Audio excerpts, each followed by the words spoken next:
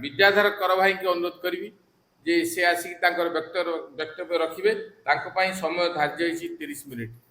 विद्याधर भाई। न तातोर न मातो न बंधुर न दाता न पुत्र न पुत्री न भृत्य न भर्ता न जायार न विद्या मृत्यैव ममेस्ते गतिस्त्वं गतिस्त्वं त्वमेका भवानी गतिस्त्वं गतिस्त्वं त्वमेका भवानी भवबन्ध पारे महादुःख भीरु प्रपत्त प्रकामीन प्रलोभी प्रमत्त कुसंस्कार वश प्रबद्ध सदाहम गतिस्त्वं गतिस्त्वं त्वमेका भवानी गतिस्त्वं गतिस्त्वं त्वमेका भवानी गतिस्त्वं गतिस्त्वं त्वमेका भवानी। करुणामयी माँ परम प्रभु श्री अरविंद माँ का करुणा झरी आसु माँ तांको अभयपणतारे आम समस्त को घोड़े रखंतु जो लक्ष्य जो उद्देश्य नहीं आमे बसिचंती ताहा सफल हेउ एतिकी तांको चरण तले कोटि कोटि निवेदन। करुणामयी माँ तांकरी चरण तले पुणी निवेदन करिबी माँ जगत जननी आमको अहं मुक्त कर दियंतु खुला हृदय है जिबा तांकरी कहानी आमे सुनिबा तांकरी कथा सुनिबा आमे किछि नाम करिबा पाई कोनोसी गर्व पाई अन्य किछि पाई केवल मां को सेवारे आमे दीपद कहवा पाई एठ सब आछंती आज गोटे सुजोग मिलिछ आमे तांकरी कथा आलोचना करिबा। परम प्रभु श्री अरविंद करुणामयी माँ सौभाग्यर कथा आम सहित आज ब्रह्म भाई मिशिचंती।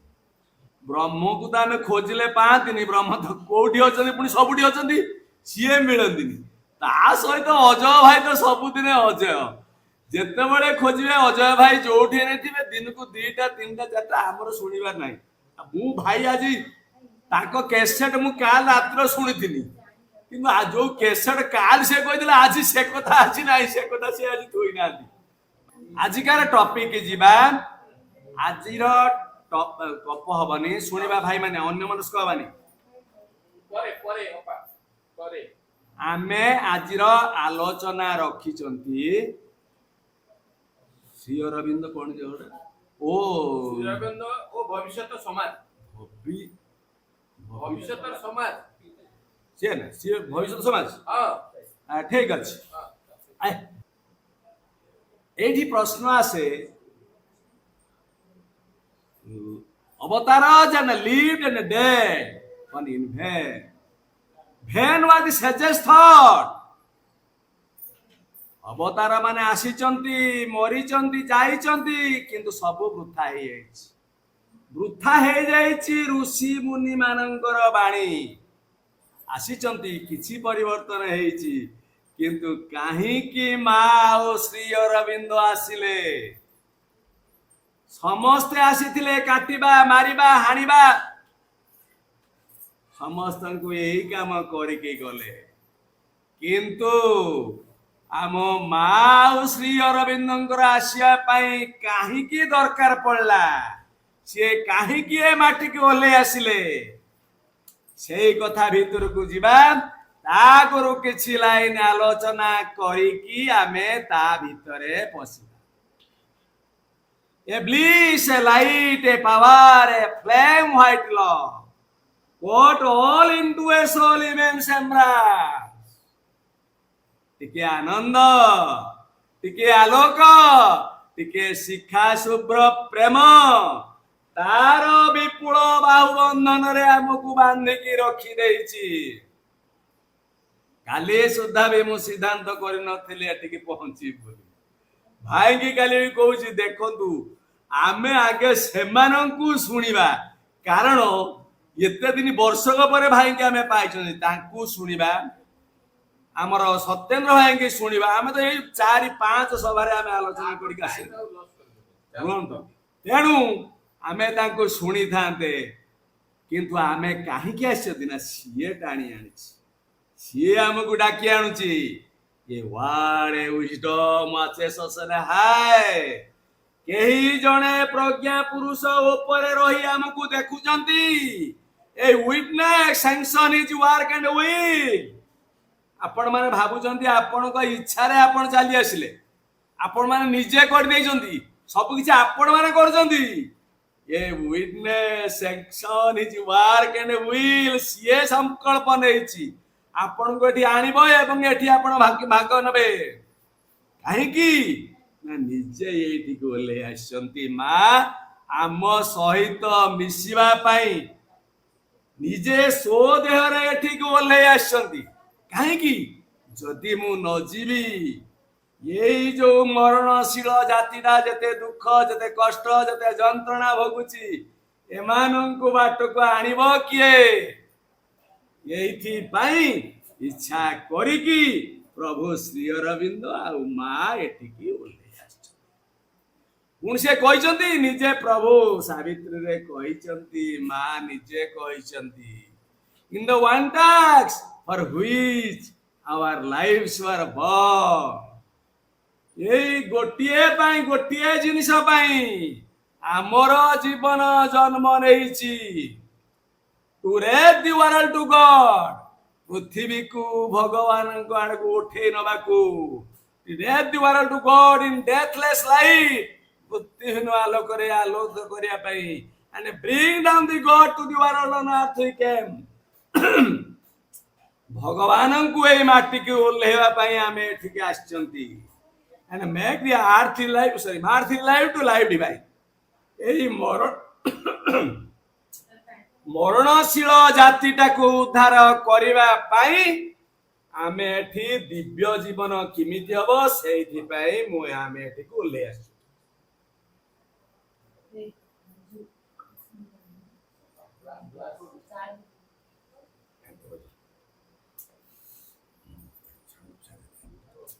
पुणी से पुणी कहिचंती काहे की आछंती निजे मा एठिकी काहे की आछंती भगवानंकर आदेश रे से एठिकी आछंती से हमकु कहिचंती लिविंग दाय borrowed body on short ascend o soul into thy blissful home नहीं जाइचंते सावित्री गोड़े गोड़े जाइचंते जमंक सहित आगे आगे चलीचंती सत्यवान पछे पछे सावित्री जाइचंती एवं सेठी तांको निजे परम प्रभुଙ୍କ सहित साक्षात होला पर तांको कहिचंती लिविंग दाय borrowed body on the short तमे जो माटी रु ए देहटा को धरि कि तमे आसीच ताको घास चका तळे छाडी दे कि पळे आस ascend o soul into thy blissful home ए तुमे आनंददायक गृह भीतर को तमे पळे आस तमे होउछ देव कन्या स्वर्गर कन्या तमे एठी दिलो तमे काहे कि मनुष्य जातरा भाई एते दुख पाउछ एते जंत्रणा फुलछ आमे कोन करछु here the playground of the eternal child एडी दिव्य संतान मानकर ये होउछ खेल घर पुणी roam with the comrade splendor under skies ए तुम एई आकाश तळे तुम कॉमरेड को आमे नै आछू सत्यवान को नै आछंती तमे एडी खेला लेला कर एडी तुम पळे आस एई जो देवता मान को देखुछ पूजा करूछ से तम पई किछि करंतीनी तम पई किछि भाबंतीनी तमे काहे कि एते कष्ट भोगुछ तमे तो स्वर्गर कने तमे एडी रहि जाओ मा कोन कहिचंती काहे कि कथारी कहनी काहे कि मा श्री अरविंद आसीचंती आम भितरे दिव्यता को परिप्रकाश करिया पई कोन आवश्यकता रहिछि सेहिथि पई से एठी कहिचंती पुणी कहनी पुणी से एठी मा निजे मा कहिचंती जतरा पळे आस बोली कहिचंती मा तांकु कहिचंती a smile came rippling out in your wide eyes ତାଙ୍କ ଆଖିରେ ହସର ତରଙ୍ଗ ଖେଳିଗଲା। କାର? ମାଙ୍କ ଆଖିରେ, ସାବିତ୍ରୀଙ୍କ ଆଖିରେ।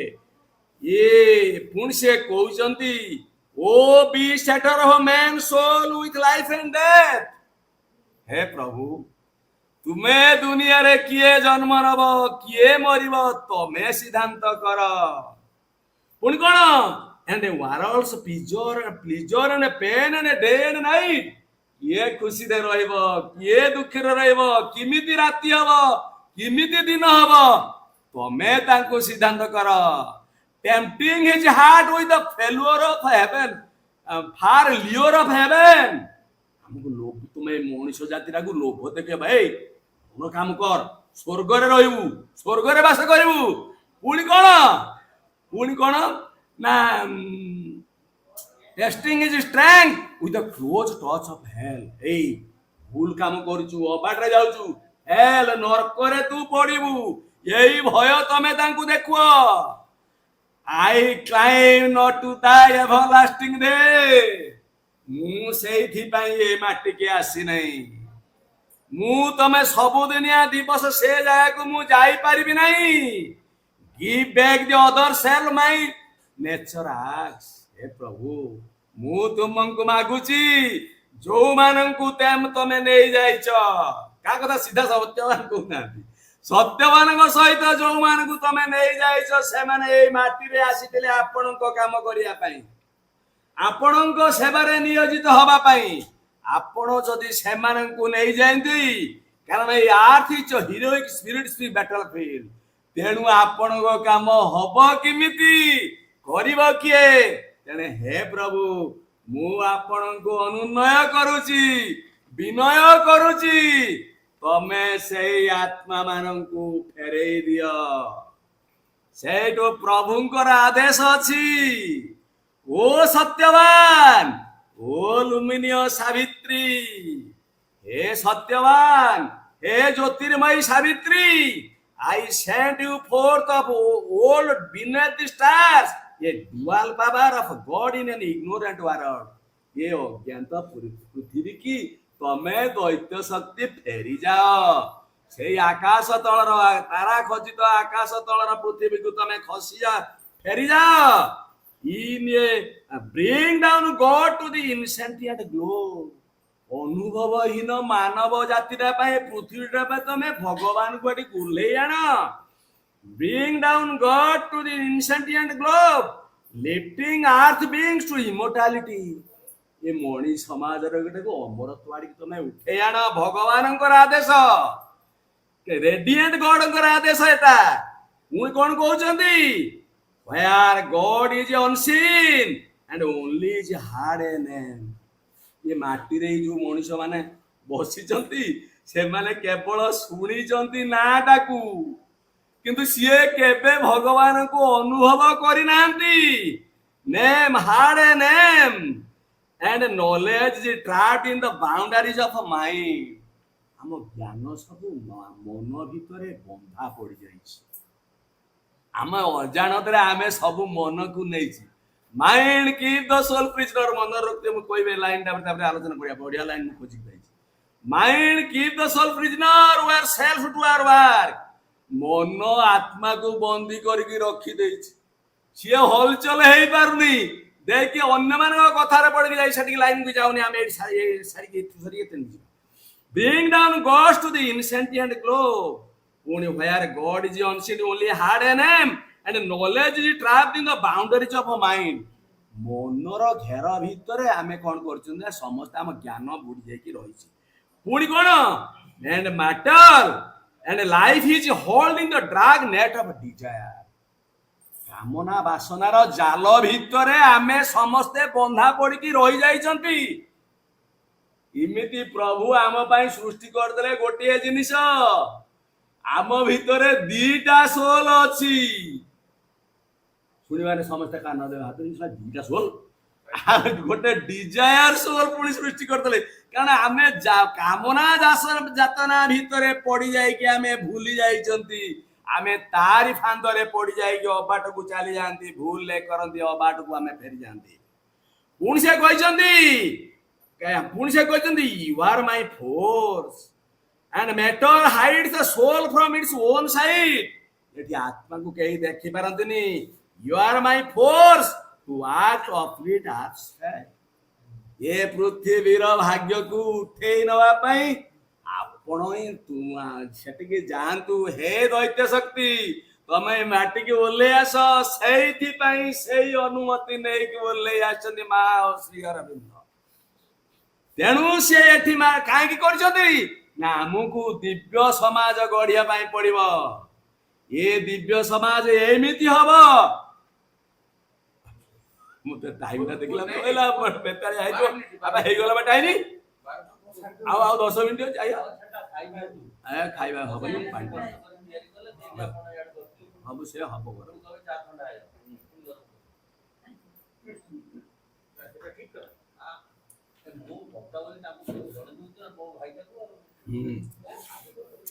ହଉ ମୁଁ ତାନେ ଛାଡୁଆନେ କହିଲେଣି ନା ଚା ପିଇ ହେଲେ ଆମେ ଠିକ ଅଛି। ଗରମ ଅଛି ମୋର ନା ନା ବିଷ୍ଟର ହେଇଯିବ। ହଁ ବାପା ମାନେ ଭାଇ ମାନେ ଆମେ ସମସ୍ତେ ଅଜାଣତରେ ଯୋଗ କରି ଚାଲିଛନ୍ତି। ଆମେ କହିବା କାହିଁକି ସେଦିନ ଗୋଟେ ପ୍ରଶ୍ନ ହଠାତ୍ ଗୋଟେ ପାଠଚକ୍ରରେ ଉଠିଲା। ଆମେ କାହିଁକି ମଣିଷ ମାନେ କାହିଁକି ଭଗବାନଙ୍କୁ ଖୋଜୁଛନ୍ତି? କାହିଁକି ଭଗବାନ ଖୋଜୁଛନ୍ତି? କଣ କଣ ଦରକାର? ଆମେ କାହିଁକି ଭଗବାନ ଖୋଜୁଛନ୍ତି?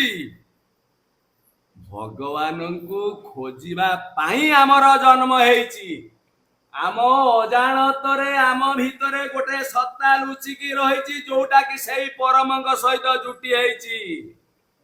ଆମ ଭିତରେ ଶରୀର ଅଛି, ପ୍ରାଣ ଅଛି, ମନ ଅଛି, ଆଉ ଗୋଟେ ଜିନିଷ ଆତ୍ମା ତ ଅଛି। ଆହୁରି ଗୋଟେ ଜିନିଷ ସେଇ ହଉଛି ଚୈତ ସତ୍ତା। ଏଇ ଚୈତ ସତ୍ତାକୁ ଜାଗ୍ରତ କରିବା ପାଇଁ ପ୍ରଭୁ ଆମକୁ ଏଠିକି ଆଣିଛନ୍ତି ଏବଂ ଆମେ ସମସ୍ତେ ଖୋଜି ହଉଛନ୍ତି ଅଜାଣତରେ। All life is yoga. Life divine line ହଉଛି ଅଲ୍ ଲାଇଫ୍ ଇଜ ଯୋଗ। ନିଜେ ପ୍ରଭୁ ଆରମ୍ଭରୁ କହିଛନ୍ତି, ସୃଷ୍ଟି ଆରମ୍ଭରୁ ଏ ମଣିଷ ଜାତି 4ଟା ଜିନିଷ ଖୋଜିଛି। ସିଏ ହଉଛି କଣ ନା ଗଡ୍, ତାପରେ ଲାଇଫ୍, ଫ୍ରିଡମ, ଶେଷରେ ହଉଛି ଇମୋର୍ଟାଲିଟି। ଏଇ 4ଟା ଜିନିଷ ଆମେ ଖୋଜୁଛନ୍ତି। ଖୋଜି ଖୋଜିକା ମଣିଷ ଜାତି ସୃଷ୍ଟି ହେଲା ପାଖରୁ ଆମେ ଖୋଜି ଖୋଜିକି ଆସିଛନ୍ତି। ଆଉ ଗୋଟିଏ ଜିନିଷ ଅଛି ବ୍ଲିସ୍, ଆନନ୍ଦ। କାରଣ ବ୍ଲିସ୍ ଇଜ ଆମର ଇନବର୍ନ ନାଇଟ୍। ବ୍ଲିସ୍ ଆଣ୍ଡ ୱାନନେସ୍ ଇଜ ଆମର ଇନବର୍ନ ନାଇଟ୍। ଭଗବାନଙ୍କୁ ପାଇବା ଏବଂ ଆନନ୍ଦକୁ ପାଇବା ଆମର ଜନ୍ମଗତ ଅଧିକାର। କେହି ଆମ କତରୁ ନେଇପାରିବେନି। ଆୱାର କନସିୟସନେସ୍ ଫରଗେଟ୍ ଟୁ ବି ଡିଭାଇନ୍। ଆମେ ସମସ୍ତେ ଦିବ୍ୟ ହବା, ତାଙ୍କ ଖାତାରେ ଲେଖା ହେଇଛି ଆମେ ସମସ୍ତେ ଦିବ୍ୟ ହବା ପାଇଁ ଏଠିକି ଆସିଛନ୍ତି। କିନ୍ତୁ ଆମେ ଭୁଲି ଯାଇଛନ୍ତି ଆମେ ଏଠିକି ଯିବା ପାଇଁ। କାରଣ ଏଠି ଭଗବାନ ହିଁ ସାଧକ, ଭଗବାନ ହିଁ ସାଧନା। ଯୋଉ ଶ୍ରୀ ଅରବିନ୍ଦ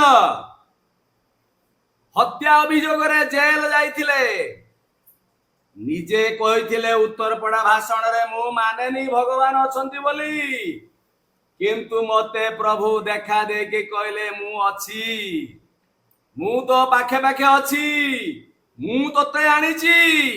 ହେ ପ୍ରଭୁ, ଯଦି ତମେ ମତେ ଆଣିଛ, ମୁଁ ମୁକ୍ତି ଚାହେଁନି, ମୁଁ ନିର୍ବାଣ ଚାହେଁନି। ମୁଁ ଚାହେଁ ମଣିଷ ଜାତି କେମିତି ଉପରକୁ ଉଠିବ, ଏ ମଣିଷ ସମାଜ କେମିତି ଦୁନିଆ ଆଗରେ ନିଜକୁ ଶ୍ରେଷ୍ଠ ହେଇପାରିବ, ମୁଁ ସେଇଆ ଖୋଜୁଛି। ମୁଁ ସେଇଥିପାଇଁ ଆଣିଛି ତତେ ଏଠିକି। ତତେ ଏଇ କାମ କରିବା ପାଇଁ ପଡିବ। ସେ ନିଜେ କହିଥିଲେ ଯଦି ଭଗବାନ ଥାନ୍ତି ମୁଁ ନିଶ୍ଚୟ ତାଙ୍କୁ ପାଇବି ହିଁ ପାଇବି। ପାଇବେ କଣ? ସେ ବା ଭଗବାନ ହେଇଗଲେ। ନିଜେ ଭଗବାନ ହେଇଗଲେ। ଆମେ ତାଙ୍କୁ ବର୍ତ୍ତମାନ ଭଗବାନ କହୁଛନ୍ତି, ପୂଜା କରୁଛନ୍ତି। ଗଡ ପରେ ଆସିଲା କଣ? ଲାଇଟ୍। ଲାଇଟ୍ କଣ? Thou hast come down to a struggling world. ଓହ୍ଲେଇ ଆସିଛନ୍ତି ଏ ସଂଘର୍ଷପୂର୍ଣ୍ଣ ପୃଥିବୀ ଭିତରକୁ। ଓହ୍ଲେଇ ଆସିଛନ୍ତି struggling world। to aid a blind and a suffering mortals, ସାହାଯ୍ୟ କରିବା ପାଇଁ ଅନ୍ଧ ଯନ୍ତ୍ରଣା ଭୋଗୁଥିବା ମଣିଷ ଜାତିଟାକୁ ଉଦ୍ଧାର କରିବା ପାଇଁ ଆସିଛନ୍ତି। To aid a blind and a suffering mortal and bring down the light। କଣ ଆଣିବେ? ଲାଇଟ୍ ଆଣିବେ। ଆମର ଲାଇଟ୍ ନାହିଁ କି? ବତୀ ଜଳେଇ ଦେବେ, ଆମର ଜଳେଇ ଦେବେ। Bring down the light, the eyes could not see। ଯୋଉ ଆଲୋକଟାକୁ ମଣିଷ କେବେ କୋଉ ଦିନ ଦେଖିନି, ସେଇ ଲାଇଟ୍ କି ଓହ୍ଲେଇ ଆଣିବା ପାଇଁ ଭଗବାନ ଏଠିକି ଆସିଛନ୍ତି। ଆଣିଲେ ଏବଂ କହିଥିଲେ ତପସ୍ୟା ବଳରେ ଲାଗି ଲାଗି ଲାଗି ସେ ଲାଇଟ୍ କି ଓହ୍ଲେଇ ଆଣିଲେ। ସେ କି ଲାଇଟ୍? ସେଇ ହଉଛି ଅତିମାନସର ଶକ୍ତି। ସେ ଅତିମାନସ ଶକ୍ତି ଏଇଠି ଆସିଲା, ଆଉ କେହି ନାହାନ୍ତି ରଖିବା ପାଇଁ। ନିଜେ ପ୍ରଭୁ ଧାରଣ କଲେ ଏବଂ ଡିସେମ୍ବର 5 ଦେହ ଛାଡ଼ିଲେ 1950 ଏଇଥିପାଇଁ ଶକ୍ତି ଧାରଣ କରିଥିଲେ। ତାପରେ ଧରା ପୃଷ୍ଠିରେ ଅତିମାନସ ଶକ୍ତି 1956 ମସିହା ମାର୍ଚ୍ଚ 29 ନା 29 ଆଜ୍ଞା ଫେବୃଆରୀ 29 ହଁ 29 ତାରିଖରେ ସେ ଏଠି କାର୍ଯ୍ୟକାରୀ ହେଲା। ଗୋଲ୍ଡେନ ଡେ ନା ଏଟା ଆମର। ସେଇଦିନ କାର୍ଯ୍ୟକାରୀ ହେଲେ ଅତିମାନସ ଶକ୍ତି ଏଇଠି କାର୍ଯ୍ୟକାରୀ ହେଲା। ସିଏ ଆଜ୍ଞା ସିଏ ଆମେ ଏଇଠି ସମସ୍ତେ ଶକ୍ତିକି କାର୍ଯ୍ୟକାରୀ କରେ। ପୁଣି ସେ କହୁଛନ୍ତି ଆମେ ସମସ୍ତେ ଭଗବାନଙ୍କୁ ଖୋଜିବା ପାଇଁ ଆସିଛନ୍ତି। ଆମ ଜ୍ଞାତ ସାରରେ ହଉ ବା ଅଜାଣତରେ ହଉ, ଆମେ ସମସ୍ତେ ଭଗବାନଙ୍କୁ ଖୋଜିବା ପାଇଁ ଏଠିକି ଆସିଛନ୍ତି। ଆମେ ଜାଣିନାହାନ୍ତି ଆମ ଭିତରେ unfelt within, who is the guide, unknown self above, who is the goal। ଆମେ ନିଜେ ଜାଣିଛନ୍ତି ଆମ ଭିତରେ ସେ ରହିଛନ୍ତି, ଆମକୁ ବାଟ ଦେଖାଉଛନ୍ତି। ଆମେ ଯୋଉ ମଣିଷ ସମାଜ ଜନ୍ମ ନେଇଥିଲେ, ଆମେ ଯୋଉ କାମ କରିବା ପାଇଁ ଆସିଥିଲେ, ସମୟ ତ କହିଦବ ଭାଇ ହେଲାଣି ଆପଣ ଶୋଇଲେଣି। ମୁଁ ରେଡି କରି ଆଣିନି ନା କଣ?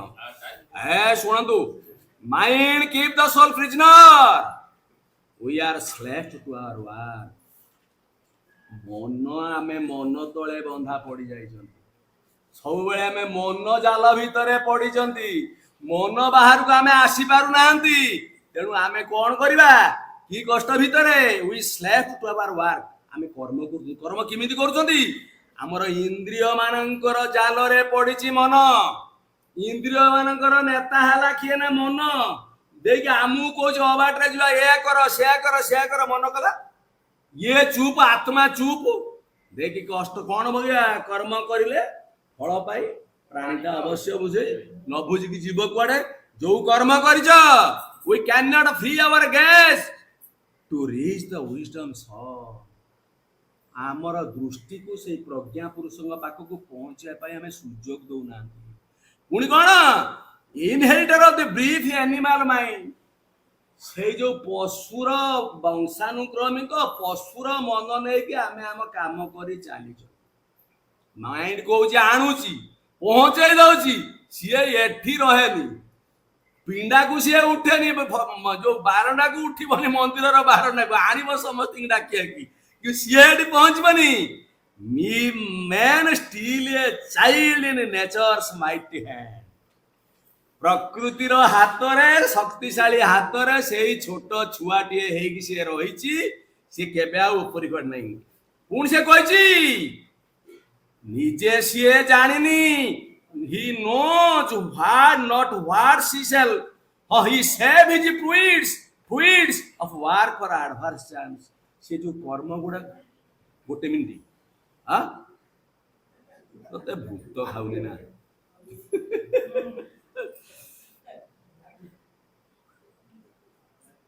Thank you।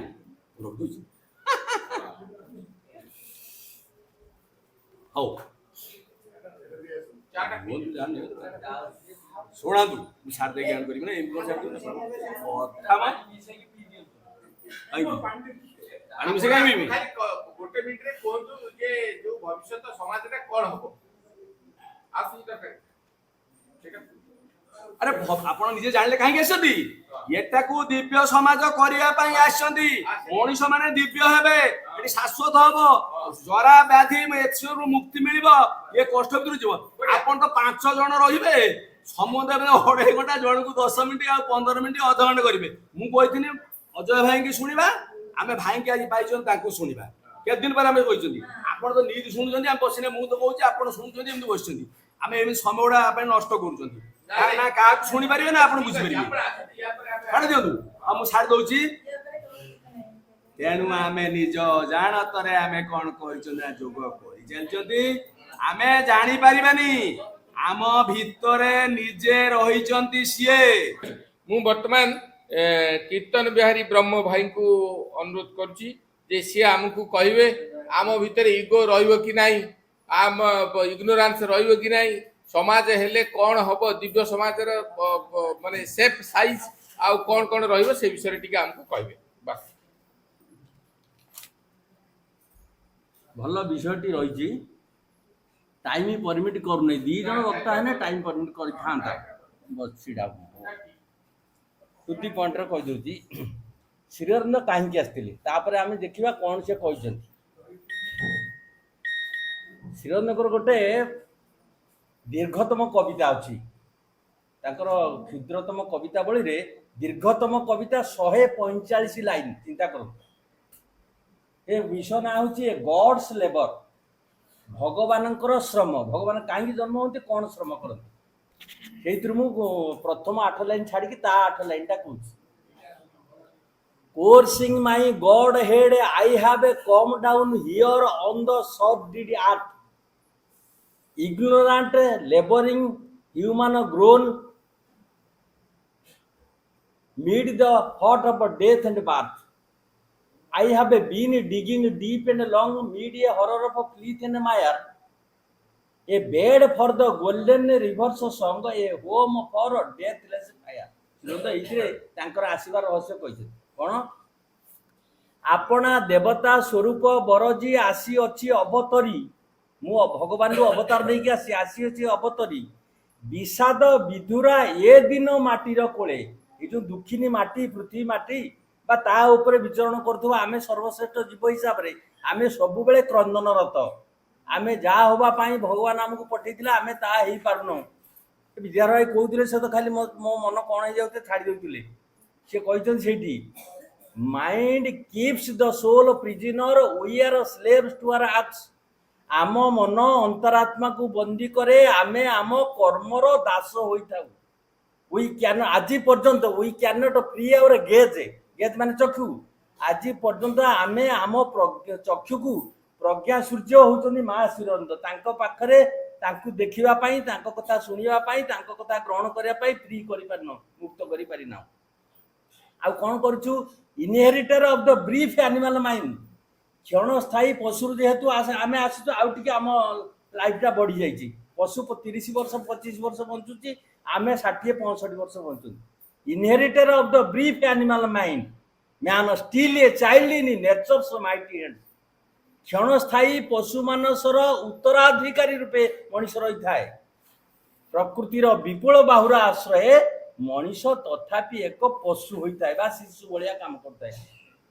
ବାଳନଙ୍ଗ ରୋଦନଙ୍ଗ ବଳଙ୍ଗ। ତାହେଲେ ସାବିତ୍ରୀରେ ଯୋଉ ସେ କ୍ଷୁଦ୍ର କବିତାରେ ସେ କ'ଣ କହୁଛନ୍ତି, ତା ଓଡ଼ିଆଟି କହିଦେଉଛି। ଆପଣା ଦେବତା ସ୍ୱରୂପ ପରଜି ଆସିଅଛି ଅବତରୀ, ବିଷାଦ ବିଧୁରା ଏ ଦିନ ମାଟିଳ କୋଳେ। ଅଜ୍ଞାନ ଏକ ମଣିଷ ହୋଇ ମୁଁ କରେ ଶ୍ରମ ଅବିରଳ। କୋଉଠି ଶ୍ରମ କରୁଛି, ଜନ୍ମ ମରଣ ଯବନିକା ଆଢୁଆଳେ। ଏଇ ଜନ୍ମ ମରଣ ଯୋଉ ଚକ୍ର, ଆମେ ଜନ୍ମ ହଉଛନ୍ତି ମରୁଛନ୍ତି, ଜନ୍ମ ହଉଛନ୍ତି ମରୁଛନ୍ତି, ପୁନରପି ଜନ୍ମ ପୁନରପି ମରଣ, ଏଇ ଚକ୍ର ଭିତରେ ପଡ଼ିକି ମୁଁ କ'ଣ କରୁଛି, ପେଶି ହେଇଛି। ଜନ୍ମ ମରଣ ଯବନିକା ଆଢୁଆଳେ। କ'ଣ କରୁଛି ମୁଁ, ଭଗବାନ ହେଇକି ଆସିଛି ଏଠି କ'ଣ କରୁଛି ନା, I have been digging deep and long, ଖୋଜି ମୁଁ ଚାଲିଛି ଗଭୀରୁ ଗଭୀରେ, କାଳ କାଳ ଏ ଧରାରେ। ଏ ପୃଥିବୀରେ ମୁଁ ଯେତେ ଥର ଅବତାର ନେଇକି ଆସିଛି, ଖୋଜି ମୁଁ ଚାଲିଛି ଗଭୀରୁ ଗଭୀର, କାଳ କାଳ ଏ ଧରାରେ। ଅତି ବିଭତ୍ସ ପଙ୍କ କାଦୁଅ ଖାଲି, ଯେତେ ମୁଁ ଖୋଜୁଛି ପୃଥିବୀର ତଳକୁ ତଳକୁ ଯେତେ ଖୋଜୁଛି, ସେତେ ପଙ୍କ ନର୍ଦ୍ଦମା କାଦୁଅ ଅପରିଷ୍କାର ଭିତରେ ଦେଇକି ମୁଁ ଗତି କରୁଛି। ସ୍ୱଚ୍ଛ ଜଳ ମୁଁ ପାଉନାହିଁ, ପବିତ୍ର ଜଳ ମୁଁ ପାଉନାହିଁ, ଦିବ୍ୟ ମନ ମୁଁ ପାଉନାହିଁ ରୂପାନ୍ତର କରିବା ପାଇଁ। ଶ୍ରୀଅରବିନ୍ଦ ଏଇଠି ତାର କଥା କହିଛନ୍ତି, ଖୋଜି ମୁଁ ଚାଲିଛି ଗଭୀରୁ ଗଭୀରେ, କାଳ କାଳ ଏ ଧରାରେ। ଅତି ବିଭତ୍ସ ପଙ୍କ କାଦୁଅ ଖାଲି। କାହିଁକି ପଙ୍କ କାଦୁଅ, ମୁଁ କାହିଁକି ପଙ୍କ କାଦୁଅ ନର୍ଦ୍ଦମା ଭିତରେ ପଶୁଛି ନା, ସୁନାର ନଈ ମୁଁ ବୁହାଇବି, ଯାହା ଚିର ସଙ୍ଗୀତେ ଭରା ଏପରି ଏକ ନଦୀ ମୁଁ ପ୍ରବାହିତ କରିବାକୁ ଆସିଛି, ସୁନାର ନଈ ମୁଁ ବୁହାଇବି, ଯାହା ଚିର ସଙ୍ଗୀତେ ଭରା, ରଚିବି ଅମର ଅଗ୍ନି ଆବାସ ବୋଲି। ଏପରି ଏକ ଅଗ୍ନି ମୁଁ ଜଳେଇବାକୁ ଚାହେଁ ଯାହା କେବେ ନିର୍ବାପିତ ହବ ନାହିଁ। ଆମ ଭିତରେ ସେ ଅଗ୍ନି ଅଛି ନା ନାହିଁ? ଆମ ଆତ୍ମା ସବୁବେଳେ ଜାଗ୍ରତ ନା ନୁହେଁ? ଅର୍ଥାତ୍ ଆମେ ଆତ୍ମା ବିଷୟରେ ସଚେତନ ହେଇନାହୁଁ। ଇନଡାଇରେକ୍ଟଲି ଏଠି ତାଙ୍କ ଲକ୍ଷ୍ୟଟାକୁ କହୁଛନ୍ତି, ସୁନାର ନଈ ମୁଁ ବୁହାଇବି ଯାହା ଚିର ସଙ୍ଗୀତେ ଭରା, ରଚିବି ଅମର ଅଗ୍ନି ଆବାସ ବୋଲି। ଅମର ଅଗ୍ନି ଗୋଟେ ଏଠି ଏପରି ଏକ ଗୃହ ନିର୍ମାଣ କରିବାକୁ ଚାହେଁ, ତା ଭିତରେ ଏପରି ଏକ ମଣିଷ ସୃଷ୍ଟି କରିବାକୁ ଚାହେଁ ଯାହାର କ୍ଷୟ ନଥିବ, ଅକ୍ଷୟ ଶରୀର ପ୍ରାପ୍ତି ହେଇଯିବ, ଯେଉଁ ଅଗ୍ନି କେବେ ବି ନିର୍ବାପିତ ହବ ନାହିଁ। ଏବେ ବିଷୟବସ୍ତୁ ଉପରକୁ ଯିବା। ଏଇଟା ହେଲା ତାଙ୍କର କନସେପ୍ଟ। ଆମେ ବିଷୟଟାକୁ 3 ଭାଗରେ ବିଭକ୍ତ କରିବା। ଭବିଷ୍ୟତର ଯେଉଁ ସମାଜ ଶ୍ରୀଅରବିନ୍ଦ କାହିଁକି ଆସିଥିଲେ କ'ଣ କହିଲେ, 3 ଭାଗରେ ବିଭକ୍ତ କରିବା। ମୁଁ ଖାଲି ନୋଟ୍ କରିଦେଇଛି, ପଢ଼ିଦେବା କଥା।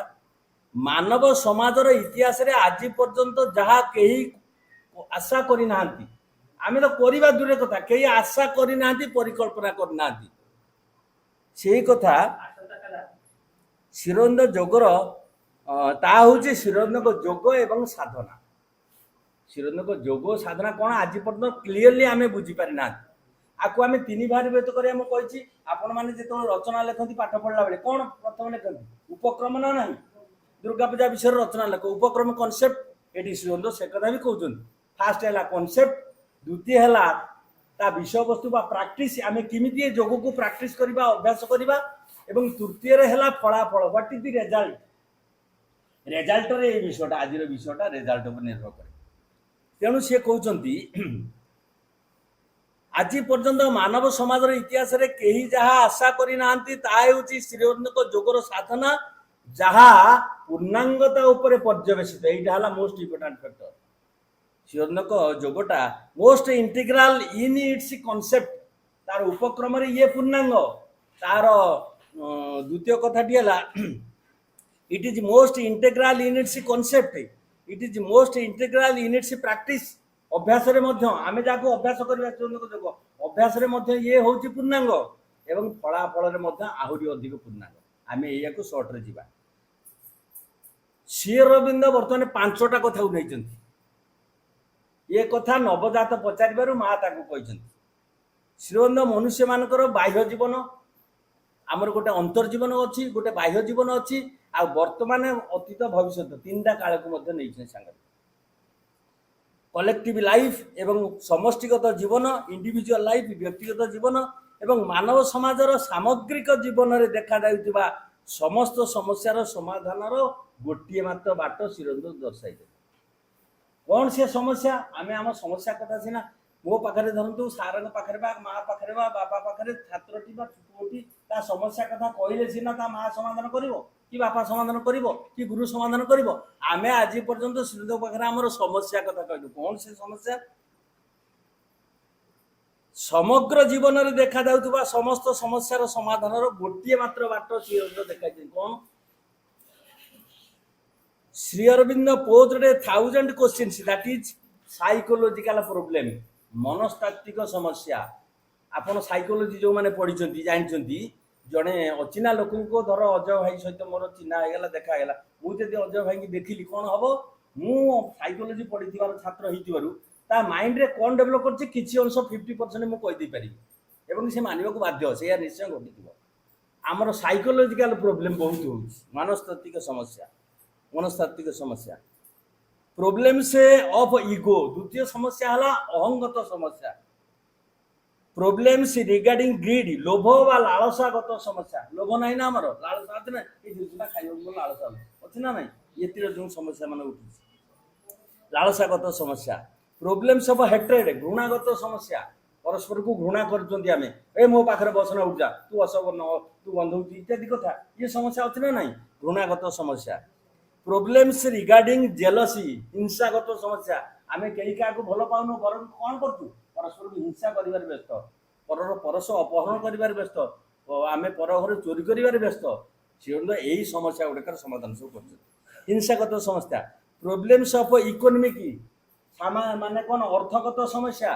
Problems regarding problems regarding political, ରାଜନୈତିକ ସମସ୍ୟା।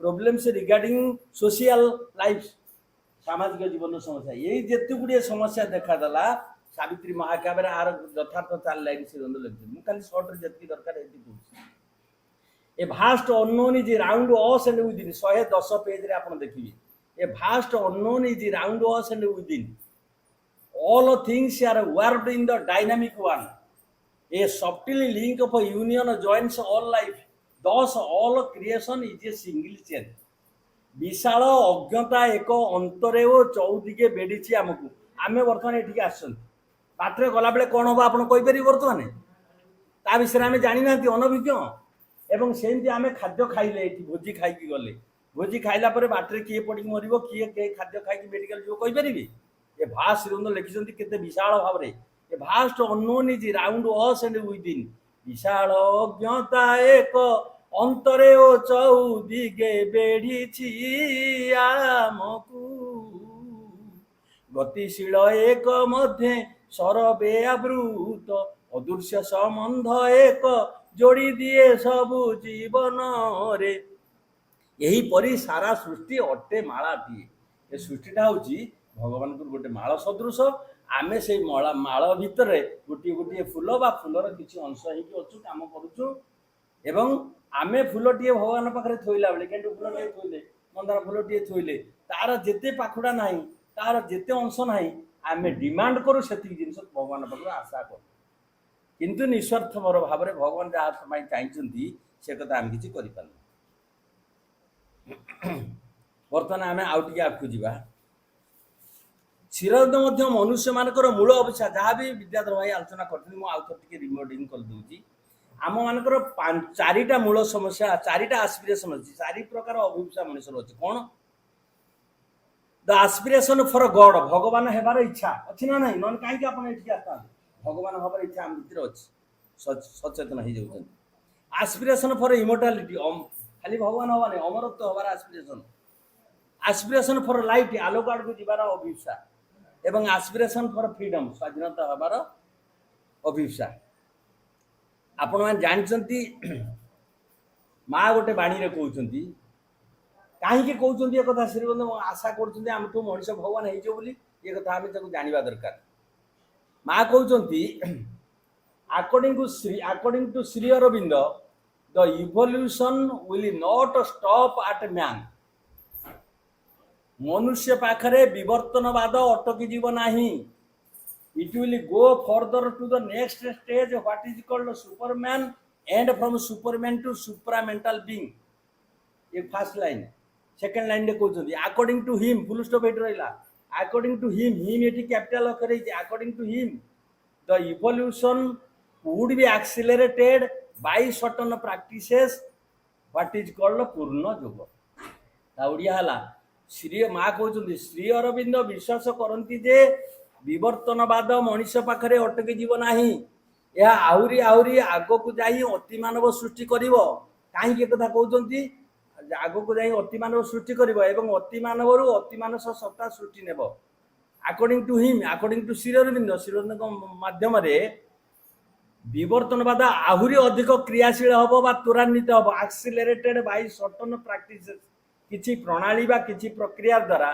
जाहाको श्री अरविंद कहउचंती पूर्ण योग आम योग हैला एई पूर्ण योग आमे अधिक क्रियाशील हबा आमे अधिक सक्रिय हबा आमे अधिक दिव्य हबा आम चैत्य को आविष्कार करिबा आमे प्रत्येक मुहूर्त रे समय बाहर करके खाइबा आहार निद्रा मैथुन एक कथा को माइनस करके एतरु समय बंचै की भगवान कार्य रे सहयोग करिबा ता नहले हे परिबो आउ ए जो विवर्तनवाद चली ये श्रीरंद कहते द वर्ल्ड श्रीरंदकर गोटे मात्र समाधान रही कौन कहते जो जिते गुड़े समस्या कहले ये समस्यार गोटे मात्र उत्तर श्रीरंद दौरान कौन ना the world is in evolution जेहेतु पृथ्वी विवर्तनवाद रे गड़ी गड़ी चली आग को आग गड़ी चली तेणु ए कथार समाधान समस्यार समाधान निश्चय हेब एवं से कहते कौन ना the world is in evolution पृथ्वी विवर्तन मध्य दे गति करुच्ची the first state of evolution विवर्तनवादर प्रथम स्टेप होता कौटू ना जड़रू उद्भिज जड़ जो थिला जड़ पदार्थ कौन है आगे उद्भिज सृष्टि है आप जानते मुझे आई ବ୍ରହ୍ମପୁର ସେଇଠୁ ଗୋଟେ ବହି ପାଇନି ସେଇଠୁ କଲେକ୍ସନ କରିଛି ସେ କଥାଟା। ଏବଂ ଏଇ ଯେଉଁ ଇଭଲ୍ୟୁସନ ଫ୍ରମ ଜଡ଼ରୁ ଉଦ୍ଭିଦ ହେଲା କେତେ ବର୍ଷ ହେଇଥିବ? ଜଡ଼ରୁ ଉଦ୍ଭିଦ ହେବାକୁ 4500 ଲକ୍ଷ ବର୍ଷ ଲାଗିଥିଲା। ପୃଥିବୀରେ ଜଡ଼ରୁ କ'ଣ ହବ ଉଦ୍ଭିଦକୁ ଯିବା ପାଇଁ ମଣିଷ ଏଇ ସ୍ତରରୁ ଆଉ ଗୋଟେ ସ୍ତରକୁ ଯିବା ପାଇଁ 45,000 ଲକ୍ଷ ବର୍ଷ ଦରକାର ହେଇଥିଲା, ଉଦ୍ଭିଦ ସୃଷ୍ଟି ହେଇଥିଲା। ତାପରେ ଉଦ୍ଭିଦରୁ ପ୍ରାଣୀ, ଉଦ୍ଭିଦରୁ ଯେଉଁ ପ୍ରାଣୀ ସୃଷ୍ଟି ହେଲେ କେତେ ବର୍ଷ ନା ଉଦ୍ଭିଦରୁ ପ୍ରାଣୀ 650 ଲକ୍ଷ ବର୍ଷ। ତାପରେ ପ୍ରାଣୀରୁ ମଣିଷ, ଦେଖନ୍ତୁ ଶ୍ରୀରନ୍ଧକ ଯୁକ୍ତି କେମିତିକା, ପ୍ରାଣୀରୁ ମଣିଷ ହବା ପାଇଁ 380 ଲକ୍ଷ ବର୍ଷ ଲାଗିଥିଲା। ବର୍ତ୍ତମାନ ମଣିଷରୁ ଅତି ମାନବ ହବ, ହଁ କି ନା? এটা সম্ভব না অসম্ভব? ଆପଣ ଜାଣିଛନ୍ତି ମଣିଷର ଏଇ ଯୋଉ ସଭ୍ୟ ମଣିଷ, ଏ କଥା କୁହା ମଣିଷ, ଏ ରାଜନୀତିଆ ମଣିଷ, ଏଇ ଯୋଉ ଯାହା ଯାହା ସମସ୍ୟା ସବୁ ଆଗରୁ ଆଲୋଚନା ହେଇଗଲା, ଏଇ ସମସ୍ୟା ମାତ୍ର ଏଇ ଆଧୁନିକ ମଣିଷ ମାତ୍ର 10,000 ବର୍ଷ ପୂର୍ବରୁ ଆସିଛି ଶ୍ରୀରନ୍ଧ କହୁଛନ୍ତି। ଚିନ୍ତା କରୁଛନ୍ତି? ତେଣୁ ସିଏ ପ୍ରମାଣ କରିକି ଦେଖେଇ ଦଉଛନ୍ତି ଯେ ଯେହେତୁ ପ୍ରାଣରୁ ମଣିଷର ସୃଷ୍ଟି ହେଲା, ତେଣୁ ଅଲବତ ମଣିଷରୁ ଅତି ମାନବ ସୃଷ୍ଟି ହବ, ଏଟା ଧ୍ରୁବ ସତ୍ୟ। ତେଣୁ ମଣିଷର ସୀମା ଏତେ ସୀମିତ ହେଇଯିବ ନାହିଁ, ସିଏ ଆହୁରି ବୃହତ୍ତର ହବ। କ'ଣ ହବ ସେଇ କଥା ବର୍ତ୍ତମାନ ବର୍ଣ୍ଣନା କଲେ ବିଷୟବସ୍ତୁ ସମ୍ପୂର୍ଣ୍ଣ। ସେହିପରି man is not the last step, he is only the intermediate step in evolution. Sri Aurobindo believes that evolution will not stop, ଏଟା କହିଛି ଛାଡ଼। ଅର୍ଥାତ୍ ଶ୍ରୀଅରବିନ୍ଦ ବିଶ୍ୱାସ କରନ୍ତି ଯେ ବିବର୍ତ୍ତନ ପ୍ରକ୍ରିୟା ମନୁଷ୍ୟମାନଙ୍କ ପାଖରେ ଅଟକି ଯିବ ନାହିଁ, ଏହା ଆଗକୁ ଆଗକୁ ଯିବ, ମନୁଷ୍ୟ ଠାରୁ ଅନ୍ୟ ସ୍ତରକୁ ଗତି କରିବ, ଯାହାକୁ ଅତିମାନବ କୁହାଯିବ, ଏବଂ ଅତିମାନବ ଓ ଅତିମାନସ ସତ୍ତା ସୃଷ୍ଟି ନେବ। ତେଣୁ ଶ୍ରୀଅରବିନ୍ଦଙ୍କ ମତରେ ବିବର୍ତ୍ତନ ଅଧିକ ଭାବରେ ତ୍ୱରାନ୍ୱିତ ହେବ। ଶ୍ରୀଅରବିନ୍ଦଙ୍କ ମତରେ ମ୍ୟାନ୍ ଇଜ୍ ଏ ଟ୍ରାଞ୍ଜିସନାଲ ବିଇଂ, ମଣିଷ ଏକ ମଧ୍ୟବର୍ତ୍ତୀ ଅବସ୍ଥାରେ ଅଛି, ମଧ୍ୟବର୍ତ୍ତୀ କାଳୀନ ଜୀବ। ଜଣେ ବ୍ୟକ୍ତି ଯେତେବେଳେ ତାର ମନ ଦ୍ୱାରା ପରିଚାଳିତ ହୁଏ ସେ ଏକ ମନୁଷ୍ୟ ହୋଇଥାଏ। ଜଣେ ମନ ଦ୍ୱାରା ଆମେ ପରିଚାଳିତ ହେଉଛନ୍ତି, ଆମେ ମଣିଷ ହୋଇଛନ୍ତି। କିନ୍ତୁ ପ୍ରକୃତରେ ଆମେ ମନ ଦ୍ୱାରା ପରିଚାଳିତ କି? ଆମେ ସିନା ମନ ଦ୍ୱାରା, ହଁ କି ନା କୁହନ୍ତୁ, ମନ ଦ୍ୱାରା ପରିଚାଳିତ ଆମେ ନୁହେଁ। ଶ୍ରୀଅରବିନ୍ଦ କହୁଛନ୍ତି when a man guided by his vital, ଆମେ ପ୍ରାଣ ଦ୍ୱାରା ପରିଚାଳିତ, ଆମ ପ୍ରାଣିକ ବାସନା କାମନାକୁ ପରିଚାଳିତ କରିବା ପାଇଁ ଆମେ ପ୍ରାଣ ଦ୍ୱାରା ପରିଚାଳିତ। ତେଣୁ ଆମେ କୁହନ୍ତୁ ଏ ତୁ କୁକୁରଟା, ଏ ତୁ ମାଙ୍କଡ଼ଟା, କାହିଁକି କଥା କୁହନ୍ତି? ଆରେ ଆମ ଚେତନା କଥା ଯୋଉ କହୁଥିଲେ ଅଜୟ ଭାଇ କହୁଥିଲେ ଏବଂ ବିଦ୍ୟାଧର ଭାଇ କହୁଥିଲେ, ଆମେ ଚେତନା ସ୍ତରକୁ ଯିବା ସେଇଠୁ। when a man guided by his vital is not a man but an animal, ଏକ ପ୍ରାଣୀ ହେଇଥାଏ।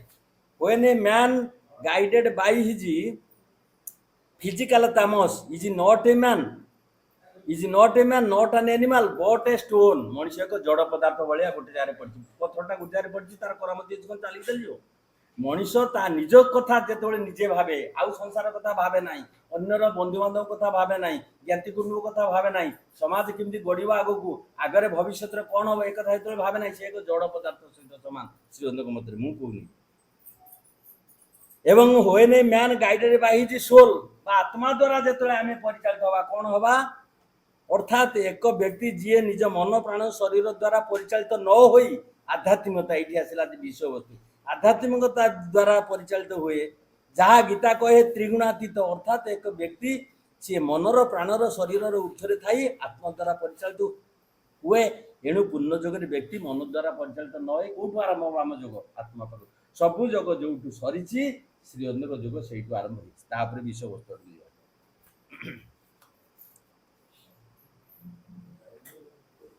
ପୁଣି ଶ୍ରୀଅରବିନ୍ଦ କହୁଛନ୍ତି ଆମେ ଆମ ମନ ଦ୍ୱାରା ପରିଚାଳିତ ହଉଛୁ। ମାଇଣ୍ଡ, ମନ କ'ଣ କରେ ସେଇଥିରେ 5ଟା ଲାଇନ୍ କହିଦେଲେ ସାବିତ୍ର, ତାପରେ ଆମେ ଆଗକୁ ଯିବା। Mind is the author, spectator, actor and stage. Mind only is and what he seen is done. If mind is all or renounce the hope of truth, if mind is all or renounce the hope of bliss, mind can never touch the body of truth. Sri Aurobindo କହୁଛନ୍ତି ମନ ହେଉଛି ଏଇ ନାଟକର ରଚୟିତା। ଏଇ ଯୋଉ ନାଟକ ଆମର ବର୍ତ୍ତମାନ ଚାଲିଛି ପୃଥିବୀରେ, ଏଇ ନାଟକର ରଚୟିତା ହେଉଛି ଆମ ମନ। ସିଏ କ'ଣ କରେ? ମନ ହେଉଛି ନାଟକର ଲେଖକ, ସିଏ ହେଉଛି ନିଜେ ଦର୍ଶକ, ସିଏ ହେଉଛି ନିଜେ ଅଭିନେତା, ସିଏ ହେଉଛି ନିଜେ ରଙ୍ଗମଞ୍ଚ, ତାମାନେ ସବୁ ସେଇ କରୁଛି। କେବଳ ମନ ହିଁ ରହିଛି ଏବଂ ଯାହା ସେ ଦେଖେ ତାହା ହିଁ କରେ, ଯାହା ଦେଖିଲା ସେଇଆ କରେ, ତା ମନ ଭିତରେ ସେଇଆ ଭାବିଲା, ସେଇଟା କାର୍ଯ୍ୟରେ ପରିଣତ କଲା। ଯଦି ମନ ସର୍ବସ୍ୱ, ଶ୍ରୀଅରବିନ୍ଦ କହୁଛି ବି ହୁସିଆର, ବି କନସସ୍, ଯଦି ମନ ହିଁ ସର୍ବସ୍ୱ ତେବେ ଆନନ୍ଦର ଜୀବନରେ କେବେ ଆନନ୍ଦ ପାଇବେନି, ଆନନ୍ଦର ଆଶା ପରିତ୍ୟାଗ କରନ୍ତୁ। ଯଦି ମନ ହିଁ ସର୍ବସ୍ୱ ତେବେ ସତ୍ୟର ଆଶା ପରିତ୍ୟାଗ କରନ୍ତୁ, କାରଣ ମନ କଦାପି ସତ୍ୟର ଶରୀରକୁ ସ୍ପର୍ଶ କରିପାରେ ନାହିଁ ଏବଂ ମନ ଆଦୌ ପରମାତ୍ମାଙ୍କ ସାକ୍ଷାତ ଦର୍ଶନ ଲାଭ କରିପାରେ, ମନ ଦ୍ୱାରା ଭଗବାନଙ୍କୁ ସାକ୍ଷାତ କରିପାରିବେ ନାହିଁ। କେମିତି ତାହେଲେ ସାକ୍ଷାତ କରିବେ? ସାବିତ୍ରୀ ଅଛି ସେ କଥା। କଣ କହୁଛନ୍ତି? Page 488, only if God assumes the human mind. ଆପଣ ମାନେ ମାନେ ପୁରାଣ ଯୁଗକୁ ନେଇଯାଉଛି।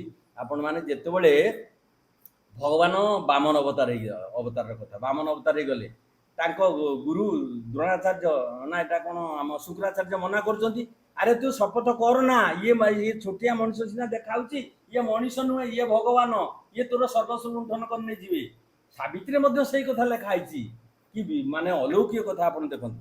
Only if God assumes the human mind, ଧାରଣ କରିବେ ଯେବେ ଭଗବାନ ଭଗବାନ ବାଧ୍ୟ ହେଇକି ଆସିବେ ଏବଂ ଆମ ମନକୁ ଧାରଣ କରିବେ, ନହେଲେ ଚେଞ୍ଜ ହେଇପାରିବନି। ସେଇ କଥା ଲେଖିଛନ୍ତି Savitri 488। Only if God assumes the human mind, ଧାରଣ କରିବେ ଯେବେ ଭଗବାନ ମନୁଷ୍ୟର ମନ, ମୃତ୍ୟୁର ଅଜ୍ଞାନତା ନିଜ ମୁଖେ କରି ଧାରଣ।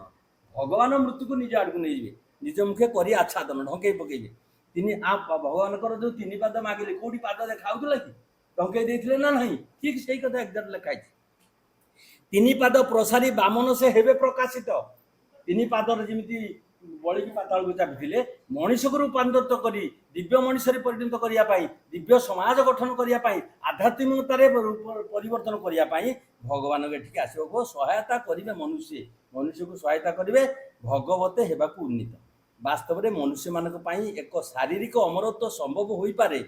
Could be possible. ଶ୍ରୀଅରବିନ୍ଦ ଉପକ୍ରମରେ ଶାରୀରିକ ଅମରତ୍ୱ ମାନେ ଏହା ନୁହେଁ ଯେ ଆମେ ଏଇ ରକ୍ତ ମାଂସ ଚର୍ମ ଥାଇ ଅମରତ୍ୱ ପ୍ରତି ହେବା। ଆପଣ ମାନେ ଭାବୁଛନ୍ତି ଏଇ ଶରୀର, ଏଇ ଖାଦ୍ୟ ଖାଉଥିବା ଶରୀର, ଏଇ ପଚନ ଶରୀର, ଏଇ ନାନା କଥା ଚିନ୍ତା କରୁଥିବା ଶରୀର, ଏଇ ଶରୀରକୁ ଧରିକି ଆପଣ ଅମରତ୍ୱ ପାଇଯିବେ ନା? ଶ୍ରୀଅରବିନ୍ଦ ମନା କରିଛନ୍ତି। ଏଇଠି ତାଙ୍କ ରହସ୍ୟଟି ସେ କହୁଛନ୍ତି।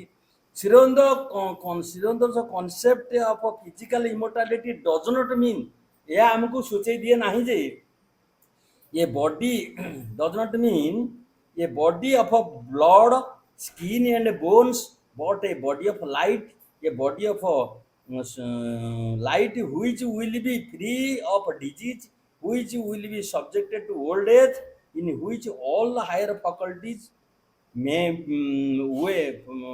would be developed. ଆମେ ଦିବ୍ୟ ଶରୀର ପ୍ରାପ୍ତି ମାନେ ଏଇଆ ନୁହେଁ ଯେ ଆମେ ଏଇ ଶରୀର ଧରିକି ଭଗବାନ ହେଇଯିବା ନା।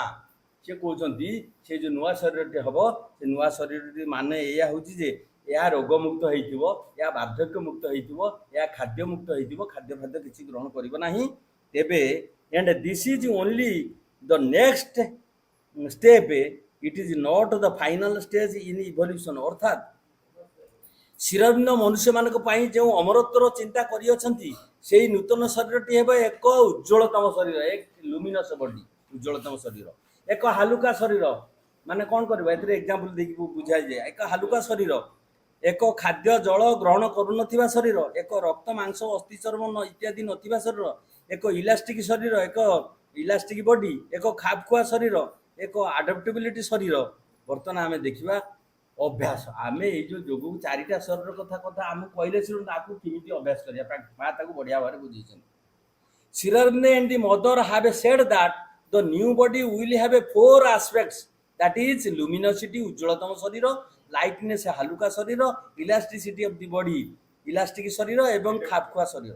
ଲୁମିନସିଟି ଉଜ୍ଜ୍ୱଳତମ ଶରୀର କେମିତି ହବ? ଏଥିପାଇଁ ଆମକୁ କିଛି ସଂଘର୍ଷ କରିବାକୁ ପଡିବ, କିଛି କର୍ମ କରିବାକୁ ପଡିବ। ଆପଣ ସବୁବେଳେ ଏଇ ଯୋଉ ଖାଦ୍ୟ ପେୟ ଗ୍ରହଣ କରିକି ଯୋଉ ଅବସ୍ଥାରେ ଆମେ ଅଛନ୍ତି, ଯୋଉ ପ୍ରେରଣାରେ ଆମେ ଅଛନ୍ତି, ଏକୁ ଛାଡିବାକୁ ପଡିବ।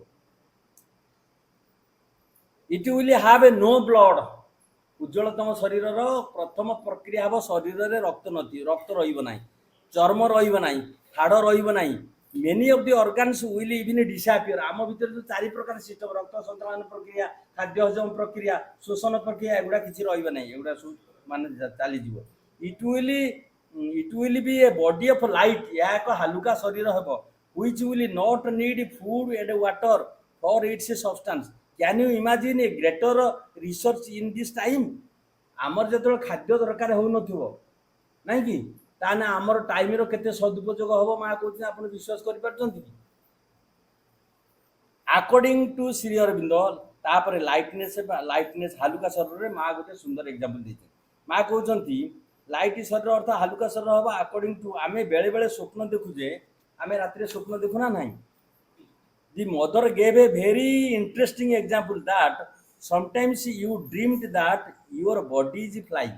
आमे राति स्वप्न देखु आमे आकाश रे उड़ी देखंती ना नाही से से मु ओडियाटा खाली पढ़दु इंग्लिश पढ़ना डेरी हबो टाइम हबो नै सिरंद कहउचंती सिरंद को मते यही हालुका शरीर उड़ीबा को सक्षम हेबो मा एक सुंदर उदाहरण देई कहउचंती जे बेले बेले तुमे स्वप्न रे उडुथिबार स्वप्न देख तुमे जदी सबले तुमर दक्षिण कांध को धक्का देबो तेबे तुमे तुमर दक्षिण दिग को गति करिवो तुमे जदि तुमर बाम कांध को धक्का देबो तेनु बाम पाद को गति करिवो बाम पाद को जदि डाहाण पाद को जदि धक्का देबो तळ को गति करिवो बाम पाद को जदि धक्का देबो ऊपर को गति करिवो मा एग्जांपल दे बुझु तेनु तुमे ऊपर को अर्थात उच्च को चलिवो मा कहउछंती कि यही कथा गुडिक जहा हमर प्राकृतिक बा भौतिक शरीर करबा को संपूर्ण अक्षम आमे जो शरीर बहन करछु जो खाद्य खाउछु यही कथा करियो को आम शरीर जेतल संपूर्ण अक्षम होई जिवो याकू the divine body will accept divine body रे कथा करिबा संभव हबो तापर प्लास्टिसिटी ऑफ द बॉडी माने इलास्टिक आपण स्थिति तापक गुण टाणी देले लंबी जीव छाडी देने सब पुनी पूर्व अवस्था फेरि आछो सिमिति मा कहउचंती even the bullet can pass through even सजीवा इटा सैने सैला even the bullet can pass through आम भितरे बुलेट चली गला परे से गात बा से जो कोणा हेजो आमे मरी जाते किंतु मरिबा नै से पुनी पूर्ण हेजिवो केते बढ़िया तेणु इलास्टिसिटी ऑफ द बॉडी जो गुणटी रहिबो अति मानवर ये पूर्व अवस्था को फेरि जिवो आर मृत्यु हबो नै खे हबो नै आ खापकुआ शरीर मन कर आपण जाउछन बाटरे जाउछन खापकुआ शरीर रे आपण को नदी पडिला बड नदी हेतिरे नाविक नाही डंगा नाही पोलो नाही आपण जिवे किंति आपण पहरी सिने जाई परिबे फेरिबे किंतु अति मानव शरीर कौन कर ना देखला नदीटा केते लंबा होउची ना 300 मीटर कि 500 मीटर कि 5 माइल आपन 10 माइल ऊंचा लंबा हो डेई पड़े से जंप कर दे गंगा को डेई पड़ी हिमाल को डेई पड़ी एक एक्यूरेट कथा कहते माँ एवं तापर से कहते समन आस्ट मदर माँ को ये आउ जड़े पचारे कहले mother can this body be seen by any person और ओनली दी जोगीज ना केवल जोगी माने यही शरीर को जो दिव्य शरीर को केवल जोगी माने देखिबे ना समस्त देखि परिबे बा अन्य केही देखि परिबे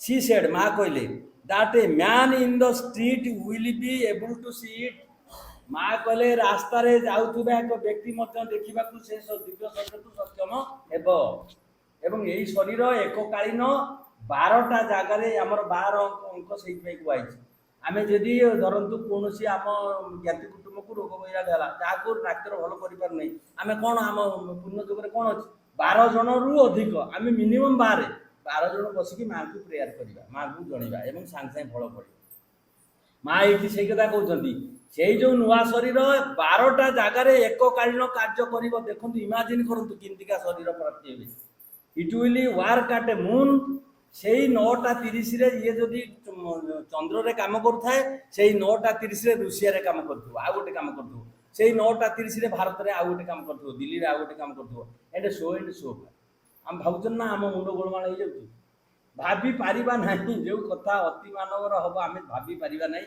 बर्तमान से समय आसने आम खाली जाना कनसेप्ट जाना यहीटा प्रोजेक्ट कर कौन कर आजकल छुआ जमी प्रोजेक्ट कर ये 12टा जगार प्रोजेक्ट कर जड़े व्यक्ति ओडियाटा पढ़ी दूसरी जड़े व्यक्ति माँ को पचारे माँ ये दिव्य शरीर अति मानस शरीर को जेकोसी व्यक्ति देखिपार ना केवल जोगी मैंने यहाँ देखिपारे माँ कहले रास्तार जाऊे एक व्यक्ति यही नूतन शरीर को देखिपार पुनश्च माँ कहले यह एपरी एक शरीर जहाँ एककालीन 12टी जगार कार्य करने को सक्षम हेब यह अमेरिका रे कार्य करने को योजना कले से समय चंद्र रे आउ एक कार्य करने को सक्षम हेब एवं से समय मध्य से भारत रे एक तृतीय कार्य करने समर्थ हेब एणु आम्भे मैंने बुझीपर जे माँ और श्रीरंद आमको यही नूतन शरीर विषय जहाँ कहते ताहा निश्चय सफल हेब देवता मानकर शरीर उज्ज्वलतम शरीर अटे तेणु यही शरीर एपरी जनाजिव जेपरी देवता माने यही पृथ्वी रे बास करुछंती अतिमान शरीर जो अतिमान मान जन्म ने भावे शिव ब्रह्मा विष्णु आम सहित अच्छा सी आम सहित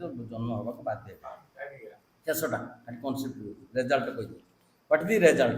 Result ହେଉଛି ଅତି ବୃହତ୍ତର କଥା। Shri Aurobindo yoga work is indispensable, ମାନେ ଅତ୍ୟାବଶ୍ୟକ, ନିହାତି ନହେଲେ ଅପରିହାର୍ଯ୍ୟ, ଯୋଉଟାକି ଆମେ ଓଡ଼ିଆରେ କହୁଛୁ। Here we must know that our present work is work in ignorance, ଆମେ ଯେଉଁ କାମ ବର୍ତ୍ତମାନ କରୁଛୁ ଏ ଅଜ୍ଞତାର କାର୍ଯ୍ୟ। ଏବଂ when we say we are working for God, it is not really so. First it is our attitude that is important, and the first step is taken when we will do work for the result, then it is নিষ্কাম কর্ম। নিষ্কাম কর্ম হচ্ছে প্রকৃত কর্ম, নিষ্কাম কর্ম, বট it is still not কর্মযোগ। নিষ্কাম কর্ম তো স্টিল কর্মযোগ নুহে। পুଣି କ'ଣ କହୁଛ ମା? when the divine starts guiding you, କର୍ମ ହଉଛି ସେଇଆ ଯେତେବେଳେ ଭଗବାନ ତମକୁ ଗାଇଡ କରୁଥିବେ। ତମେ କଥା କହିଲା ବେଳେ ଭଗବାନ ତମ ମୁହଁରେ କଥା କହିଥିବେ, ତମେ କାମ କରିବା ବେଳେ ଭଗବାନ ତମ ଭିତରେ କାର୍ଯ୍ୟ କରିବାକୁ ସକ୍ଷମ ଥିବେ, ତମେ ଚିନ୍ତା କଲା ବେଳେ ଭଗବାନ ତମ ଭିତରେ ଚିନ୍ତା କରୁଥିବେ। ସେତେବେଳେ ଯାଇକି ହବ କ'ଣ?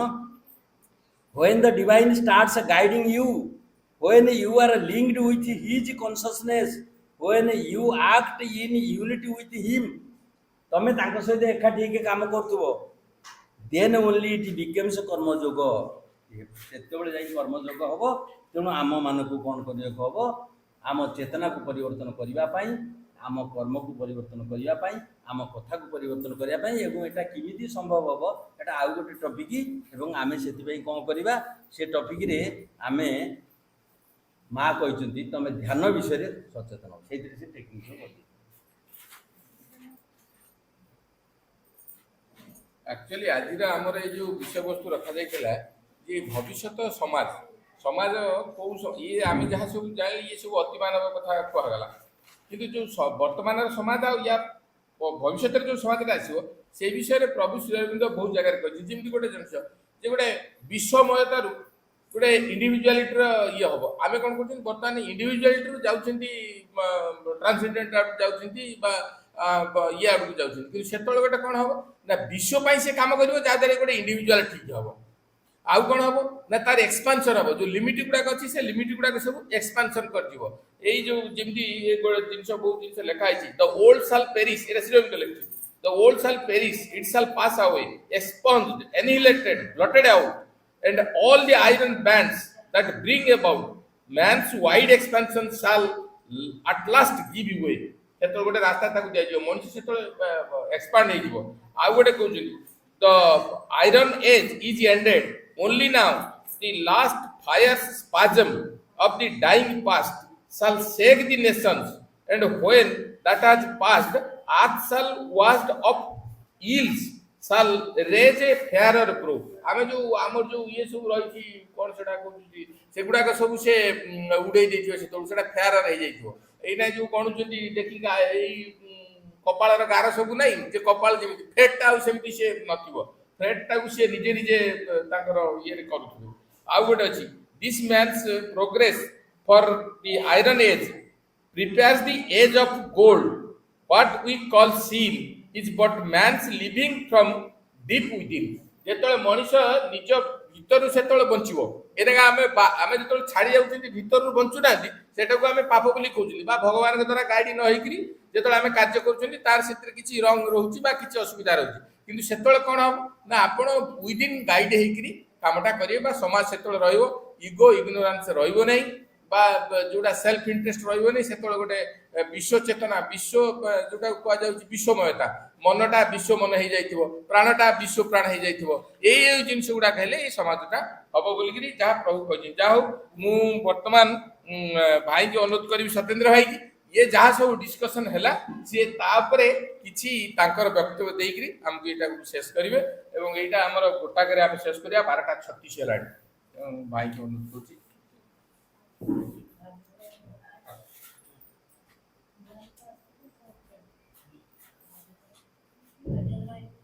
ଆପଣମାନଙ୍କୁ ସମସ୍ତଙ୍କୁ ମୋର ପ୍ରଣାମ। ଯେତେବେଳେ ଭଗବାନ ଶ୍ରୀକୃଷ୍ଣ ଆସିଲେ, ଆମେ ତାପରେ ଆସିଛନ୍ତି ଦ୍ୱାପର ଯୁଗରେ 5,000, 5,500, 6,000 ବର୍ଷ ହେଇଗଲାଣି। ତାପରେ ଯଦି ସେଇ ପାଠଟା ଆମ ପାଇଁ ଯଥେଷ୍ଟ ହେଉଥାନ୍ତା, ତାହେଲେ ଶ୍ରୀଅନ୍ନ ପାଖକୁ କାହିଁ ଆସିବୁ? କଥାଟି ବୁଝନ୍ତୁ, ନିହାତି ସରଳ କଥାଟି। जो सातटा अज्ञानता भितर कहुच्छी जो ब्रह्म सनातन कहले कौन बुझा ब्रह्म होती से इट लगे हि सी लगे वासुदेव ता तले ता तल पावे वासुदेव श्रीकृष्ण जो डिवाइन बीइंग है अन्न जो सुप्राम जो फास्ट एब्सोल्यूट तत्वटी हूँ एभली किसी गोटे जिनस अच्छी जहाँ सब बीइंग आ बिकमिंग गुड़ा अरिजिनेट होते केवे सरी जाऊना वासुदेव जितेबाला तांकरी कथा कहते मोर आदि अंत ना मु त्रिगुणातीत मु समस्त प्रकृतिर अतीत वासुदेव तारी कथा कहते वासुदेव से फास्ट एब्सोल्यूट कथा कहते we are ignorant vast absolute कथा we are ignorant of the vast absolute which is the source of all being and becoming we are ignorant of the vast absolute which is the source of all being and becoming we take the partial facts of being and temporary relations of being for the whole truth this is our first ignorance यहीटा व्याख्या कर 2 मास लगे एटा कौन तो कहते किसी कही हेनी अल्प कहूँ वासुदेव जो कहते मोर आदि अंत ना त्रिगुणातीत मो समस्त विश्व भुवन किए से ओम तत्सत से व्याख्या कर ओम कहले कौन आम बुझा ओम कहले माँ कहते ओम मुझे तो आह्वान कर तत् तत् मान दाट जिते कहीकि वेदा वेदांत उपनिषद विश्व ब्रह्मांड आज अनंत काल चलीगले सुधा जे कही विश्वास करें से दाट है कही कही कौच बा से दाट दाट जो सतला एक्जिस्ट कला से वासुदेव आसवे सतल वासुदेव आसवे से कहुए डिवाइन बीइंग वासुदेव पाठटा सीना आमको अल्प लगे आम ऊपर उठा श्रीअरविंद तो मुझे बिल्कुल बुझीनी अल्प अल्प बुझुची श्रीअरविंद किए मुझे जानवा चेष्टा करुँच किंतु ए जो ड्रामाटी चली जो आम न जाणिकी कलिकता बंदर कलिकता 1.5 कलिकता जन बंदर लिखला कलिकता 15 बटा पहुड़ा दिशा कलिकता 15 आसिक पहुँचगला सी कहला 1.15 कहीं लिखी 1.5 लिखिदेला तेणु ये छाणी छाणी फिल्ट्रेसन पद्धति आसला अज्ञानता केमी आमको राशि पड़ी जाने तो श्रीअरविंद बिल्कुल ये सब कथा कहूना श्रीअरविंद कहीं सीमाहीन तत्व कहते कहले मुझे सब अच्छी मु मान किए से परम एक मु कहले से गोटी को बुझाए आ गोटे सरल भाव में कहूँ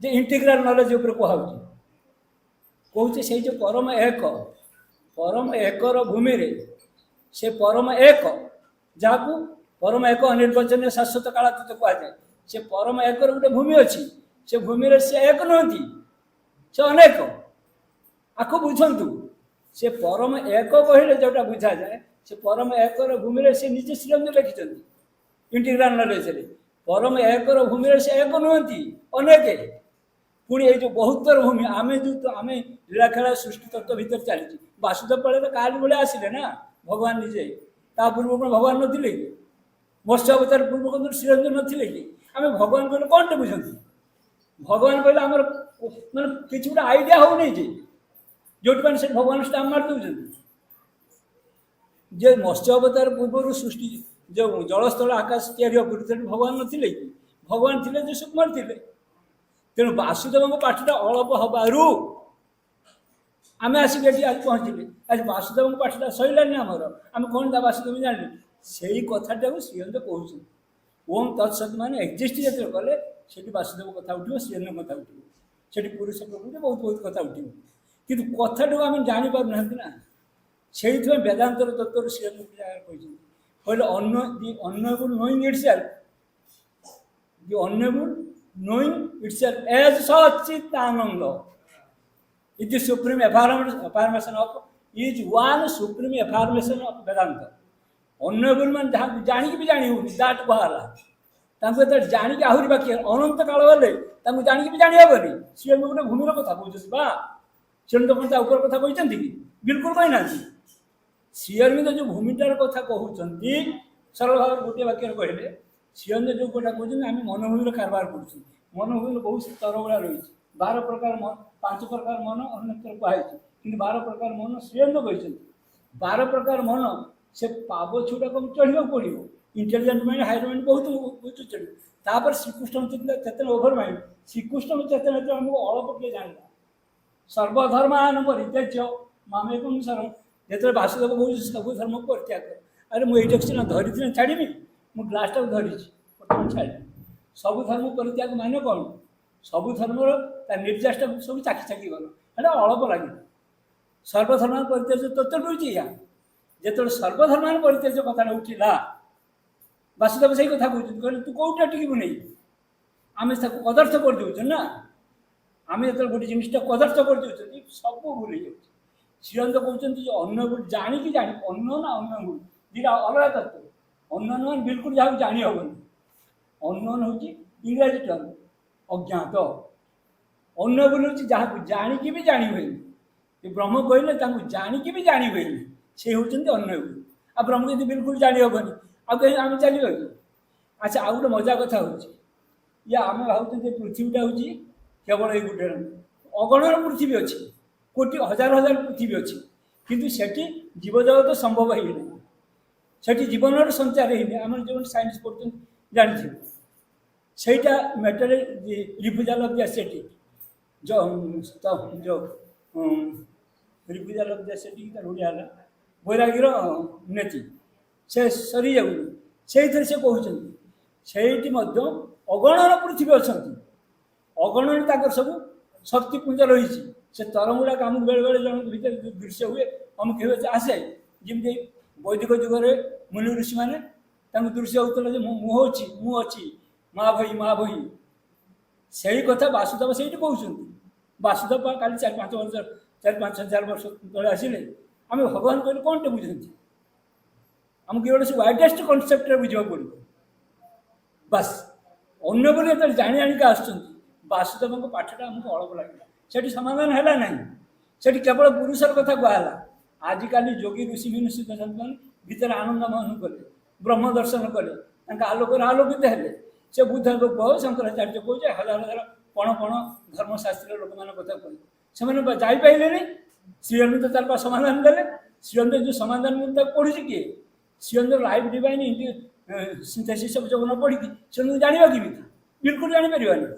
ଯେ ଯେତେବେଳେ 22 କଥା କହୁଥା, ଶ୍ରୀଅରବିନ୍ଦଙ୍କ ଲାଇଫ୍ ଡିଭାଇନ୍ ଇଣ୍ଟିଗ୍ରାଲ ଯୋଗ ନ ପଢ଼ି, ଲାଇଫ୍ ଡିଭାଇନ୍ ଦିବ୍ୟ ଜୀବନ ଆଉ ସିନ୍ଥେସିସ୍ ଅଫ୍ ଯୋଗ ସବୁ ନ ପଢ଼ିକି କେମିତି ତାଙ୍କ ଥିଓରିଟା ନ ପଢ଼ି ଜଣେ ପ୍ରାକ୍ଟିକାଲ କରିବ କେମିତି? ଆରେ ଆପଣ ଥିଓରିଟା ନ ଜାଣିଲେ ପ୍ରାକ୍ଟିକାଲ କରିବେ କେମିତି? ଏଇଟା ସରଳ କଥାଟା। ସାଇନ୍ସର ହଉ ଯୋଉଠି ହଉ, ଆମକୁ ପ୍ରଥମେ ଥିଓରିଟା ଜାଣିବାକୁ ପଡ଼ିବ, ଆଉ ପ୍ରାକ୍ଟିକାଲି ଠିଆ ହେବ। ଶ୍ରୀଅରବିନ୍ଦ କହୁଛନ୍ତି ଗୋଟିଏ ବାକ୍ୟ, ମୁଁ ଏଇଠି ବକ୍ତବ୍ୟ ଶେଷ କରିବି। ଶ୍ରୀଅରବିନ୍ଦ କହୁଛନ୍ତି ଗୋଟିଏ ବାକ୍ୟ, ବାସୁଦେବଙ୍କ ପାଠ ଯେତେବେଳେ ଅଳପ ଲାଗିଲା, ସର୍ବଧର୍ମାନ ପରିତ୍ୟାଜ୍ୟ, ଆପଣ ସେଇଟା ମନେ ରଖନ୍ତୁ, ଅଳପ ଲାଗିଲା। ତାପରେ ଆହୁରି ପାଠ ଆସିବ, ତାକୁ ଅଳପ ଲାଗିବ। ତେବେ ଯାଇକି ବହୁ ଉର୍ଦ୍ଧ୍ୱରେ ବାସୁଦେବଙ୍କର ଯେଉଁ ଓଭର ମାଇଣ୍ଡ କନସିୟସନେସ୍, ତାପରେ ମାନେ ହଜାର ହଜାର ଲକ୍ଷ ଯୋଜନା ଉପରେ ମୁଁ ଠିଆ ହେଇଛି। ଶ୍ରୀଅରବିନ୍ଦ ଯେଉଁ କଥା କହିଲେ, ମୁଁ ସେଇଟାରେ ପ୍ରତିଷ୍ଠିତ, ମୋର ସେଇଠି ବୈଠିକ ହେଉଛି। ଯେଉଁ ସୁପ୍ରମେଣ୍ଟାଲ କନସିୟସନେସ୍ କହୁଛ, ଅତିମାନସ ଚେତନା, ଅତିମାନସର ଗୋଟେ ଭୂମି ଅଛି। ଯେମିତି ମାଙ୍କଡ଼, ବିଲୁଆ, ଛେଳି, ମେଣ୍ଢା, ଏମାନେ ଆମେ ଯେଉଁ ଆରାମରେ ବସି ଖିଆପିଆ କରୁଛନ୍ତି, ବସି ବସିଛନ୍ତି, ସେ କରିପାରିବେ କି? ତାଙ୍କର ମାଇଣ୍ଡଟା ଫୁଟି ନାହିଁ।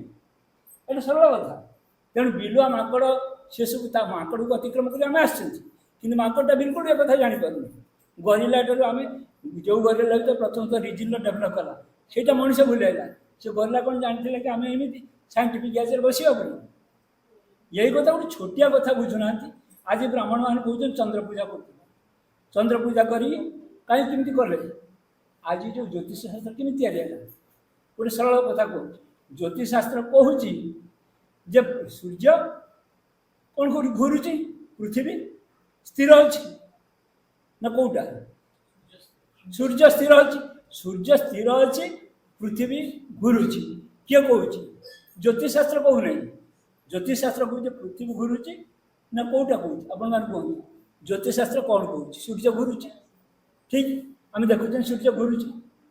କ'ଣ ବୁଝୁଛନ୍ତି ନା? ଜ୍ୟୋତିଷଶାସ୍ତ୍ର କାହା ଉପରେ ଆଧାରିତ ହେଇଛି? ପୃଥିବୀ ଚୁପ୍ ହେଇକି ବସିଛି, ତା ଚାରି ପାଖରେ ସୂର୍ଯ୍ୟ ଘୁରୁଛି।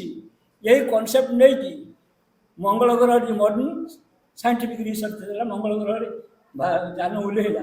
ଆମର ଭାରତ ବୈଜ୍ଞାନିକମାନେ ମଙ୍ଗଳ ଗ୍ରହରେ ସେଟା ଓହ୍ଲେଇଲେ। ଏହି ସୂତ୍ରରେ ଚାଲିବ? ବିଲକୁଲ ଚାଲିବନି, ସବୁ ଭୁଲ ହେଇଯିବ। ତେଣୁ ପୃଥିବୀଟା ଘୁରୁଛି ବୋଲି ଯେତେବେଳେ କୋପର୍ନିକସ୍ ଗାଲିଲିଓ କହିଲେ, ତାଙ୍କୁ କ'ଣ କଲା? ମାରି ଦିଆଗଲା।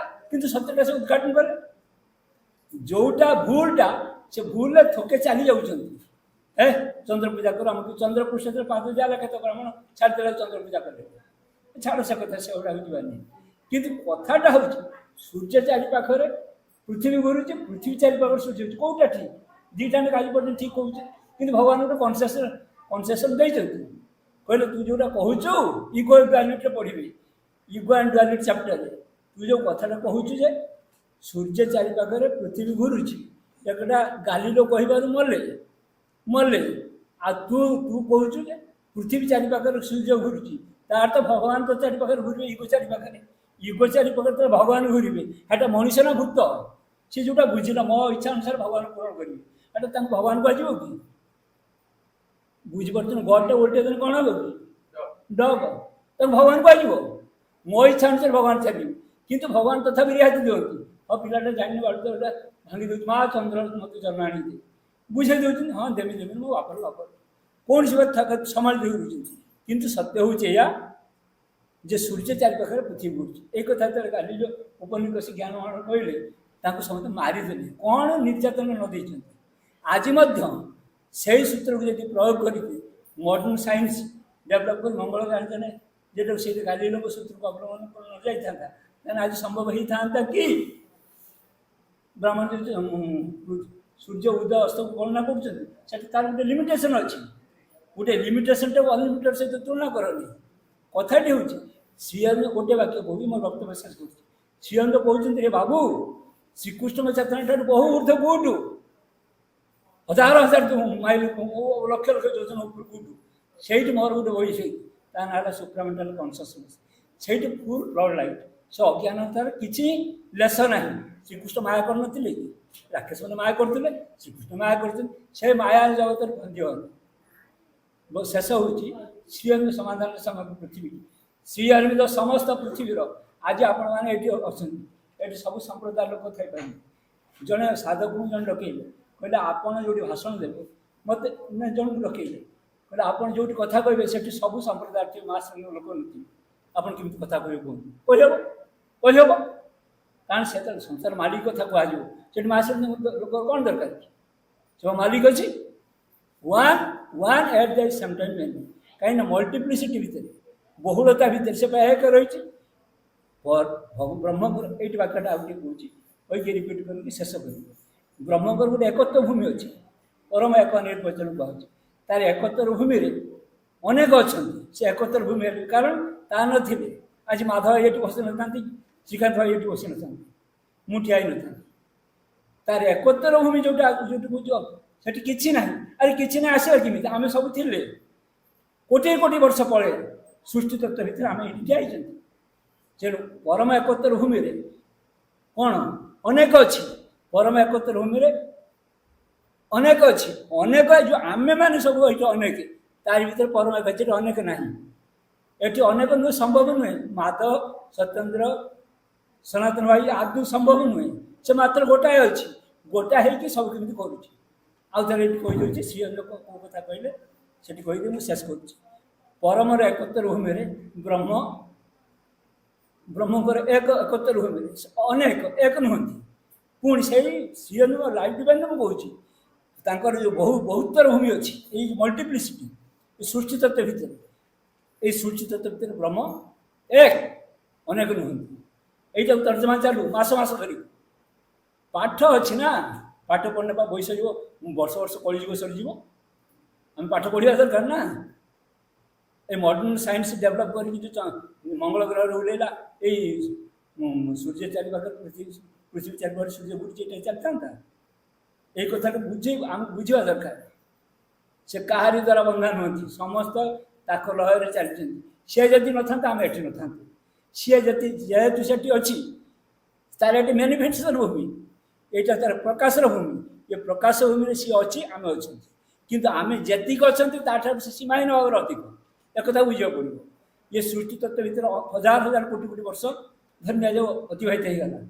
ଯାହା ପ୍ରକାଶିତ ହେଉଛି, ଯେତିକି ପ୍ରକାଶିତ ହେବ ହଜାର ହଜାର କୋଟି କୋଟି ବର୍ଷ ପରେ, ତାପରେ ମଧ୍ୟ ସେ ଅଛି ଅଧିକା, କାରଣ ତାର ପ୍ରକାଶର ଭୂମି ଏଇଟା। ବ୍ରହ୍ମଙ୍କର ଦୁଇଟା କ୍ଷେତ୍ର। ଶ୍ରୀଅରବିନ୍ଦ କହୁଛନ୍ତି, କହିଲେ ମୁଁ ଯେଉଁ ଆଧ୍ୟାତ୍ମିକତା କଥା କହୁଛି ତାଠାରୁ ବଡ଼ ଆଧ୍ୟାତ୍ମିକତାকে ଠିଆ କରିପାରିବନି, ଅସମ୍ଭବ। କହିଲେ ସେ ସେଠି ଅଛି, ଏଠି ଅଛି। ତୁ ଏଇଟାକୁ ଯେଉଁ ନାକ ଟେକିକି ପଳେଇଛୁ ଏ ସୃଷ୍ଟି ତତ୍ତ୍ୱ ପାଇବୁ କ'ଣ? ସେନାଟେ ପାଇବୁ? କିମ୍ବା ଏଇଟା ଜୀବନଟାକୁ ସଞ୍ଚାର କରିବା ପାଇଁ ବା ମୁଁ ଲକ୍ଷ ଲକ୍ଷ କୋଟି କୋଟି ବର୍ଷ ଛାଇଲିଣି। ପୃଥିବୀଟା ହେଉଛି ଏକ ଅର୍ଥପୂର୍ଣ୍ଣ କେନ୍ଦ୍ର ଯେଉଁଠି ଜୀବନର ସଞ୍ଚାର ହେଇଛି। ୟା ପୂର୍ବରୁ ଆପଣ ବୈରାଗୀର ନୀତି ଲାଇଭ୍ ଡିଭାଇନ୍ରେ ପଢ଼ିବେ, ସେଠି ବା ସୂର୍ଯ୍ୟ ଭଗବାନ ଅଛନ୍ତି, କିନ୍ତୁ ଜୀବ ଜଗତ ସମ୍ଭବ ହେଇପାରୁନି। ସେଠି ଭଗବାନ ନାହାନ୍ତି, ତାଙ୍କର ଫୋର୍ସେସ୍ ଅଛି।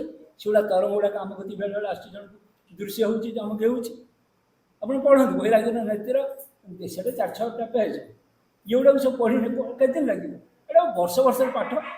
ବର୍ଷର ପାଠ 2-4 ମିନିଟ୍ କହିଦେଇକି ବର୍ଷ ହେବ କି ନା। ତେଣୁ ବ୍ରହ୍ମ ସନାତନ ନୃତ୍ୟ ବର୍ତ୍ତମାନ ଶ୍ରୀଅନ୍ତ କହୁଛନ୍ତି, ମୁଁ ଯେଉଁ ଭୂମିର କଥା କହୁଛି ସେ ଭୂମିକୁ ଅବଶ୍ୟ ଉଠିବାକୁ ପଡ଼ିବ। ସେଥିପାଇଁ ତତେ କଷ୍ଟ କରିବାକୁ ପଡ଼ିବ। ତାମସିକ ସମର୍ପଣରୁ କିଛି ଶକ୍ତିଶାଳୀ ବସ୍ତୁର ଉଦ୍ଭବ ହେବ ନାହିଁ। ମୁଁ ତୋର ମୋତେ ସମାନ ହେବି, ଏଟା ଅସମ୍ଭବ। ଶ୍ରୀଅନ୍ତ କୋଉଠି କହିନାହାନ୍ତି। ଆଉ ଗୋଟେ ଜାଗାରେ ସତ୍ୟ ଜ୍ଞାନ ଦୀପ୍ତ ଶିଷ୍ୟର ଅନୁଭୂତି, ଦୁଇଟା ଫଙ୍କସନିଂ ହେବ। ଚୈତନ୍ୟତାରେ ଜାଗୃତି ହେବ, ଆଉ ଉଚ୍ଚତର ମନର ସହଯୋଗ ମିଳିବ। ମା ବହିରେ ପଢ଼ିବା ଗୋଟେ ସିଧା କଥା ଲେଖା ହେଇଛି। ସେଗୁଡ଼ା ଦୁଇଟା ସମନ୍ୱୟ ହେଲେ ଆପଣ ଉଠି ଯାଉ। ତା ଭିତରେ ଝଡ଼ ହିଁ ଝଡ଼। ଜଣେ ସାଧକ ଭିତରେ ସୀମାହୀନ ଝଡ଼ ଆପଣ ନିଜ ଅନୁଭବ କରିବେ। ଯଦି ଆପଣ ସତକୁ ସତ ଲଢ଼ୁଥିବେ, ଆପଣଙ୍କ ଭିତରେ ଝଡ଼ ନାହିଁ ମାନେ ଆପଣ ଚାଲୁନାହାନ୍ତି। ଏଇଟା ସିଧା କଥା। ଆପଣଙ୍କ ଭିତରେ ବିନା ଝଡ଼ରେ ଆପଣ ଚାଲିଛନ୍ତି, ମୁଁ ସେଥିରେ ବିଶ୍ୱାସ କରେନି। ଗୋଟେ ସାଧକ ମରିବ ବଞ୍ଚିବ, ମରିବ ବଞ୍ଚିବ, ମରିବ ବଞ୍ଚିବ। ଆରେ କି କଥା? ମୃତ୍ୟୁର ଦ୍ୱାରଦେଶ ଠିଆ ହେଇକି ମଧ୍ୟ ସେ ଫେରିବ। ଏସବୁ ସାଧକର ଧର୍ମ। ସେ ସାଧିବ ପା, ଶ୍ରୀଅନ୍ତ ତା ପାଖାପାଖି ରହିବା। ଶ୍ରୀଅନ୍ତ କହିଲେ ଡରିବନି, ଫିଅର ରହିବନି, ମୁଁ ତ ପାଖରେ ଅଛି ବେ, ତୁ ଡରୁଛୁ କ'ଣ? ତୁ ହେଉଛି ଆତ୍ମା, ମୁଁ ସେ ପରମା ଲୋକକୁ ଧରିକି ଠିଆ ହେଇଛି। ତୁ ଡର ନା। ଯିଏ ଫିଅରରୁ 85 ଭାଗ ସୃଷ୍ଟି। ଶ୍ରୀଅନ୍ତଙ୍କର ସମାଧାନ ହେଉଛି ଭବିଷ୍ୟତ ପୃଥିବୀ ପାଇଁ ତମ ଅତିମାଂସ ଭୂମିରେ ଠିଆ ହୁଅ, ବୈଠକ କର। ଆମେ ଯେଉଁ ମନ ବୈଠକ କରୁଛନ୍ତି, ମାଙ୍କଡ଼ ସେ କଥା ଜାଣୁନି। ମାଙ୍କଡ଼ ମଣିଷ ହେଇଛି, ଭାଲୁରୁ ମଣିଷ ହେଇଛି। କିନ୍ତୁ ଆମେ ଯେମିତି ଏଇଠି ବୈଠକ କରି ଖାଉଛନ୍ତି, ପିଉଛନ୍ତି, ଦିଅନ୍ତୁ 50,000 ପୂଜା କଲେ କ'ଣ ହେଲା? ଈଶ୍ୱର ଶକ୍ତିଟା ହେଉଛି ଗୋଟିଏ। ଶ୍ରୀଅନ୍ତ କହିଛନ୍ତି ସରସ୍ୱତୀ ଲକ୍ଷ୍ମୀ କାଳୀ ହେଉଛି ମାତ୍ର ଗୋଟାଏ। ସେଟା ବୁଝିବାକୁ ପଡ଼ିବ। ଆଉ ଈଶ୍ୱର ହେଉଛନ୍ତି, ଈଶ୍ୱରଙ୍କ ଡାଇନାମିକ୍ ସାଇଡ଼୍ଟା ହେଉଛି ଶକ୍ତି। ଏଗୁଡ଼ାକ ସେ ନ ବୁଝିକି ଆମେ ବର୍ଷ ବର୍ଷ ଧରି ଭାଷଣ ଦେଲେ କଣଟା ହେବ? Practical patient change may not be change. ଅଳ୍ପ ଟିକେ ଫଳ ମିଳିବ। ହଉ, ଯାହା ହଉ ଆପଣମାନଙ୍କୁ ମୋର କୃତଜ୍ଞତା ଜଣାନ୍ତୁ। ବହୁତ ବହୁତ ତତ୍ତ୍ୱ ଜିନିଷ ମୋର ବକ୍ତବ୍ୟ।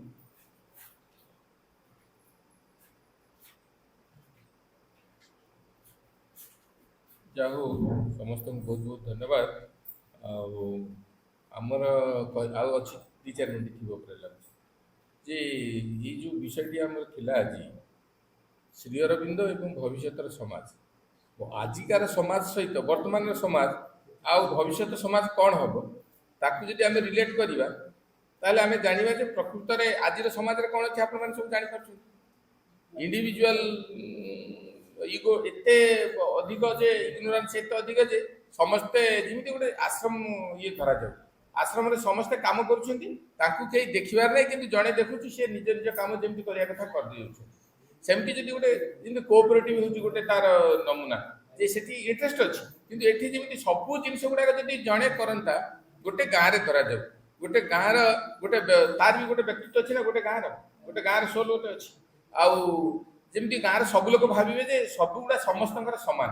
ଏଇ ଦେଖୁଥିଲି ଚନ୍ଦ୍ରରେ ଯାଇକି ଲୋକ ପହଞ୍ଚିଲେଣି, ଗଟରରେ ଛୁଆ ଗୁଡ଼ାକ ଶୋଉଛନ୍ତି, ସେ ଯେଉଁ ପାଇପ୍ ଭିତରେ ଛୁଆ ଜୀବନ ଯାପନ କରୁଛନ୍ତି। ଭାରତ କହୁଛି ଆମେ ଆଦେ ଗୁରୁ ହୋମ ବୋଲି।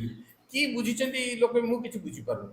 ଆପଣଙ୍କର ହେଲ୍ ଆଣ୍ଡ ହେଭେନ୍ ଡିଫରେନ୍ସ, ଯେ ତା ଭିତରେ ଗୋଟେ ସମାନତା ନାହିଁ, ଗୋଟେ ଟ୍ରାନ୍ସପରେନ୍ସି ନାହିଁ, ଗୋଟେ ବେନେଭୋଲେନ୍ସି ନାହିଁ, କିଛି ନାହିଁ। କେମିତି ହେବ? ସେଇଟା ପ୍ରଭୁ କହୁଛନ୍ତି ନା, ଯଦି ଏଇ ଜିନିଷ ଗୁଡ଼ାକ ଆମେ ଛାଡ଼ି ଦିଅନ୍ତି, ଯଦି ସବୁ ଜିନିଷ ଛାଡ଼ିଲା ପରେ ପ୍ରଭୁଙ୍କ ପାଇଁ କାର୍ଯ୍ୟ କରନ୍ତି, ଯେମିତି ଶ୍ରୀଅରବିନ୍ଦଙ୍କ ଯୋଗର ଆରମ୍ଭ ଯେମିତି କୁହାହେଉଥିଲା, ଭାଇ କହୁଥିଲେ ଯେ ଯେତେବେଳେ ପର୍ଯ୍ୟନ୍ତ ଆମେ ନିଜର ଆତ୍ମାକୁ ଆବିଷ୍କାର ନ କରିଛନ୍ତି, ସେ ପର୍ଯ୍ୟନ୍ତ ଏଇ ସମାନତା ଆସିବ ନାହିଁ, ଟ୍ରାନ୍ସପରେନ୍ସି ଆସିବ ନାହିଁ, ଇଗୋ ଯିବ ନାହିଁ, କିଛି ଇଏ ସବୁ ଯିବ ନାହିଁ। ସେ ସେଇ ସମାଜ କଥାଟାକୁ କହୁଛନ୍ତି ଯେ ୟା ପରେ ସେଇ ସମାଜଟା ଆସିବ। ତାପର କଥା ତ ଅଲଗା ରହିଛି, ଯୋଉଟା ଅତିମାନବ ଯୋଉଟା ହେବେ, ବା ସେତେବେଳେ କ'ଣ ହବ, ବା ଅତିମାନବର ସ୍ୱରୂପ କ'ଣ, ତାଙ୍କର କ'ଣ ଆକ୍ଟିଭିଟିଜ ରହିବ, ଏଗୁଡ଼ାକ ଆମେ ଡିସ୍କସନ୍ କଲେ।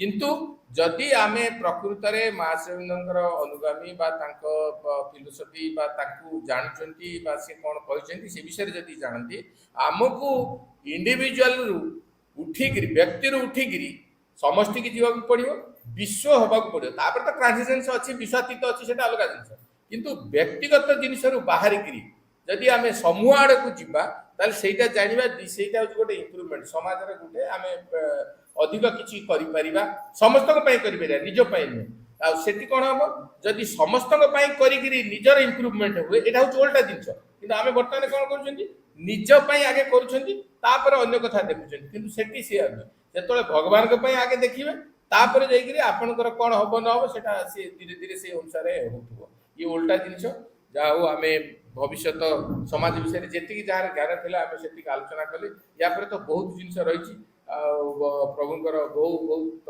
माने लेखा भी रही आम देखा पुणी नेक्स्ट टाइम बेलू ये गोटे समय धार्य कर विषय किसी डिस्कसन करवा जहाँ समस्ते आसिक पार्टिसिपेट कले एवं माँ प्रभु विषय किसी कहले आम जो मैंने भी किसी शुणिले आतिक माँ निकट में कृतज्ञता ज्ञापन करी जे आमे जहाँ जहाँ शुणिले से टिके आमे चिंता करिबा जे how to expand how to cross the limit अतिक्रमण केमती करिबा मन प्राण शरीर एवं आत्मा भी जोटा साइकिल कुआ जाउची हमर साइकिल बिंग ताकर तार केमती अतिक्रमण हबो expand yourself without greatness there is no life greatness नहला पर्यंत न बढ़िला पर्यंत जेते संकीर्ण हेबे आपण सेते पशुआड़ पळेले बिंदुरु सिंधु होगापी आम समस्ते चेष्टा करवा जे जी जो अच्छा जत्पर नाची चेष्टा करवा से कौटी गोटे गोटे आस्पेक्ट रे हो बरं सेटा भी काम दब तार स्पंदन अन्य मानक भी प्रभावित करिवो सेटा अन्य पई बंचिबा जोटा कि भगवान के पई बंचिबा बोली कहा जायछि हमकु जोटा दिव्य कर्म कथा कहा जायछि जो कार्य करवा सेटा भगवान पई करवा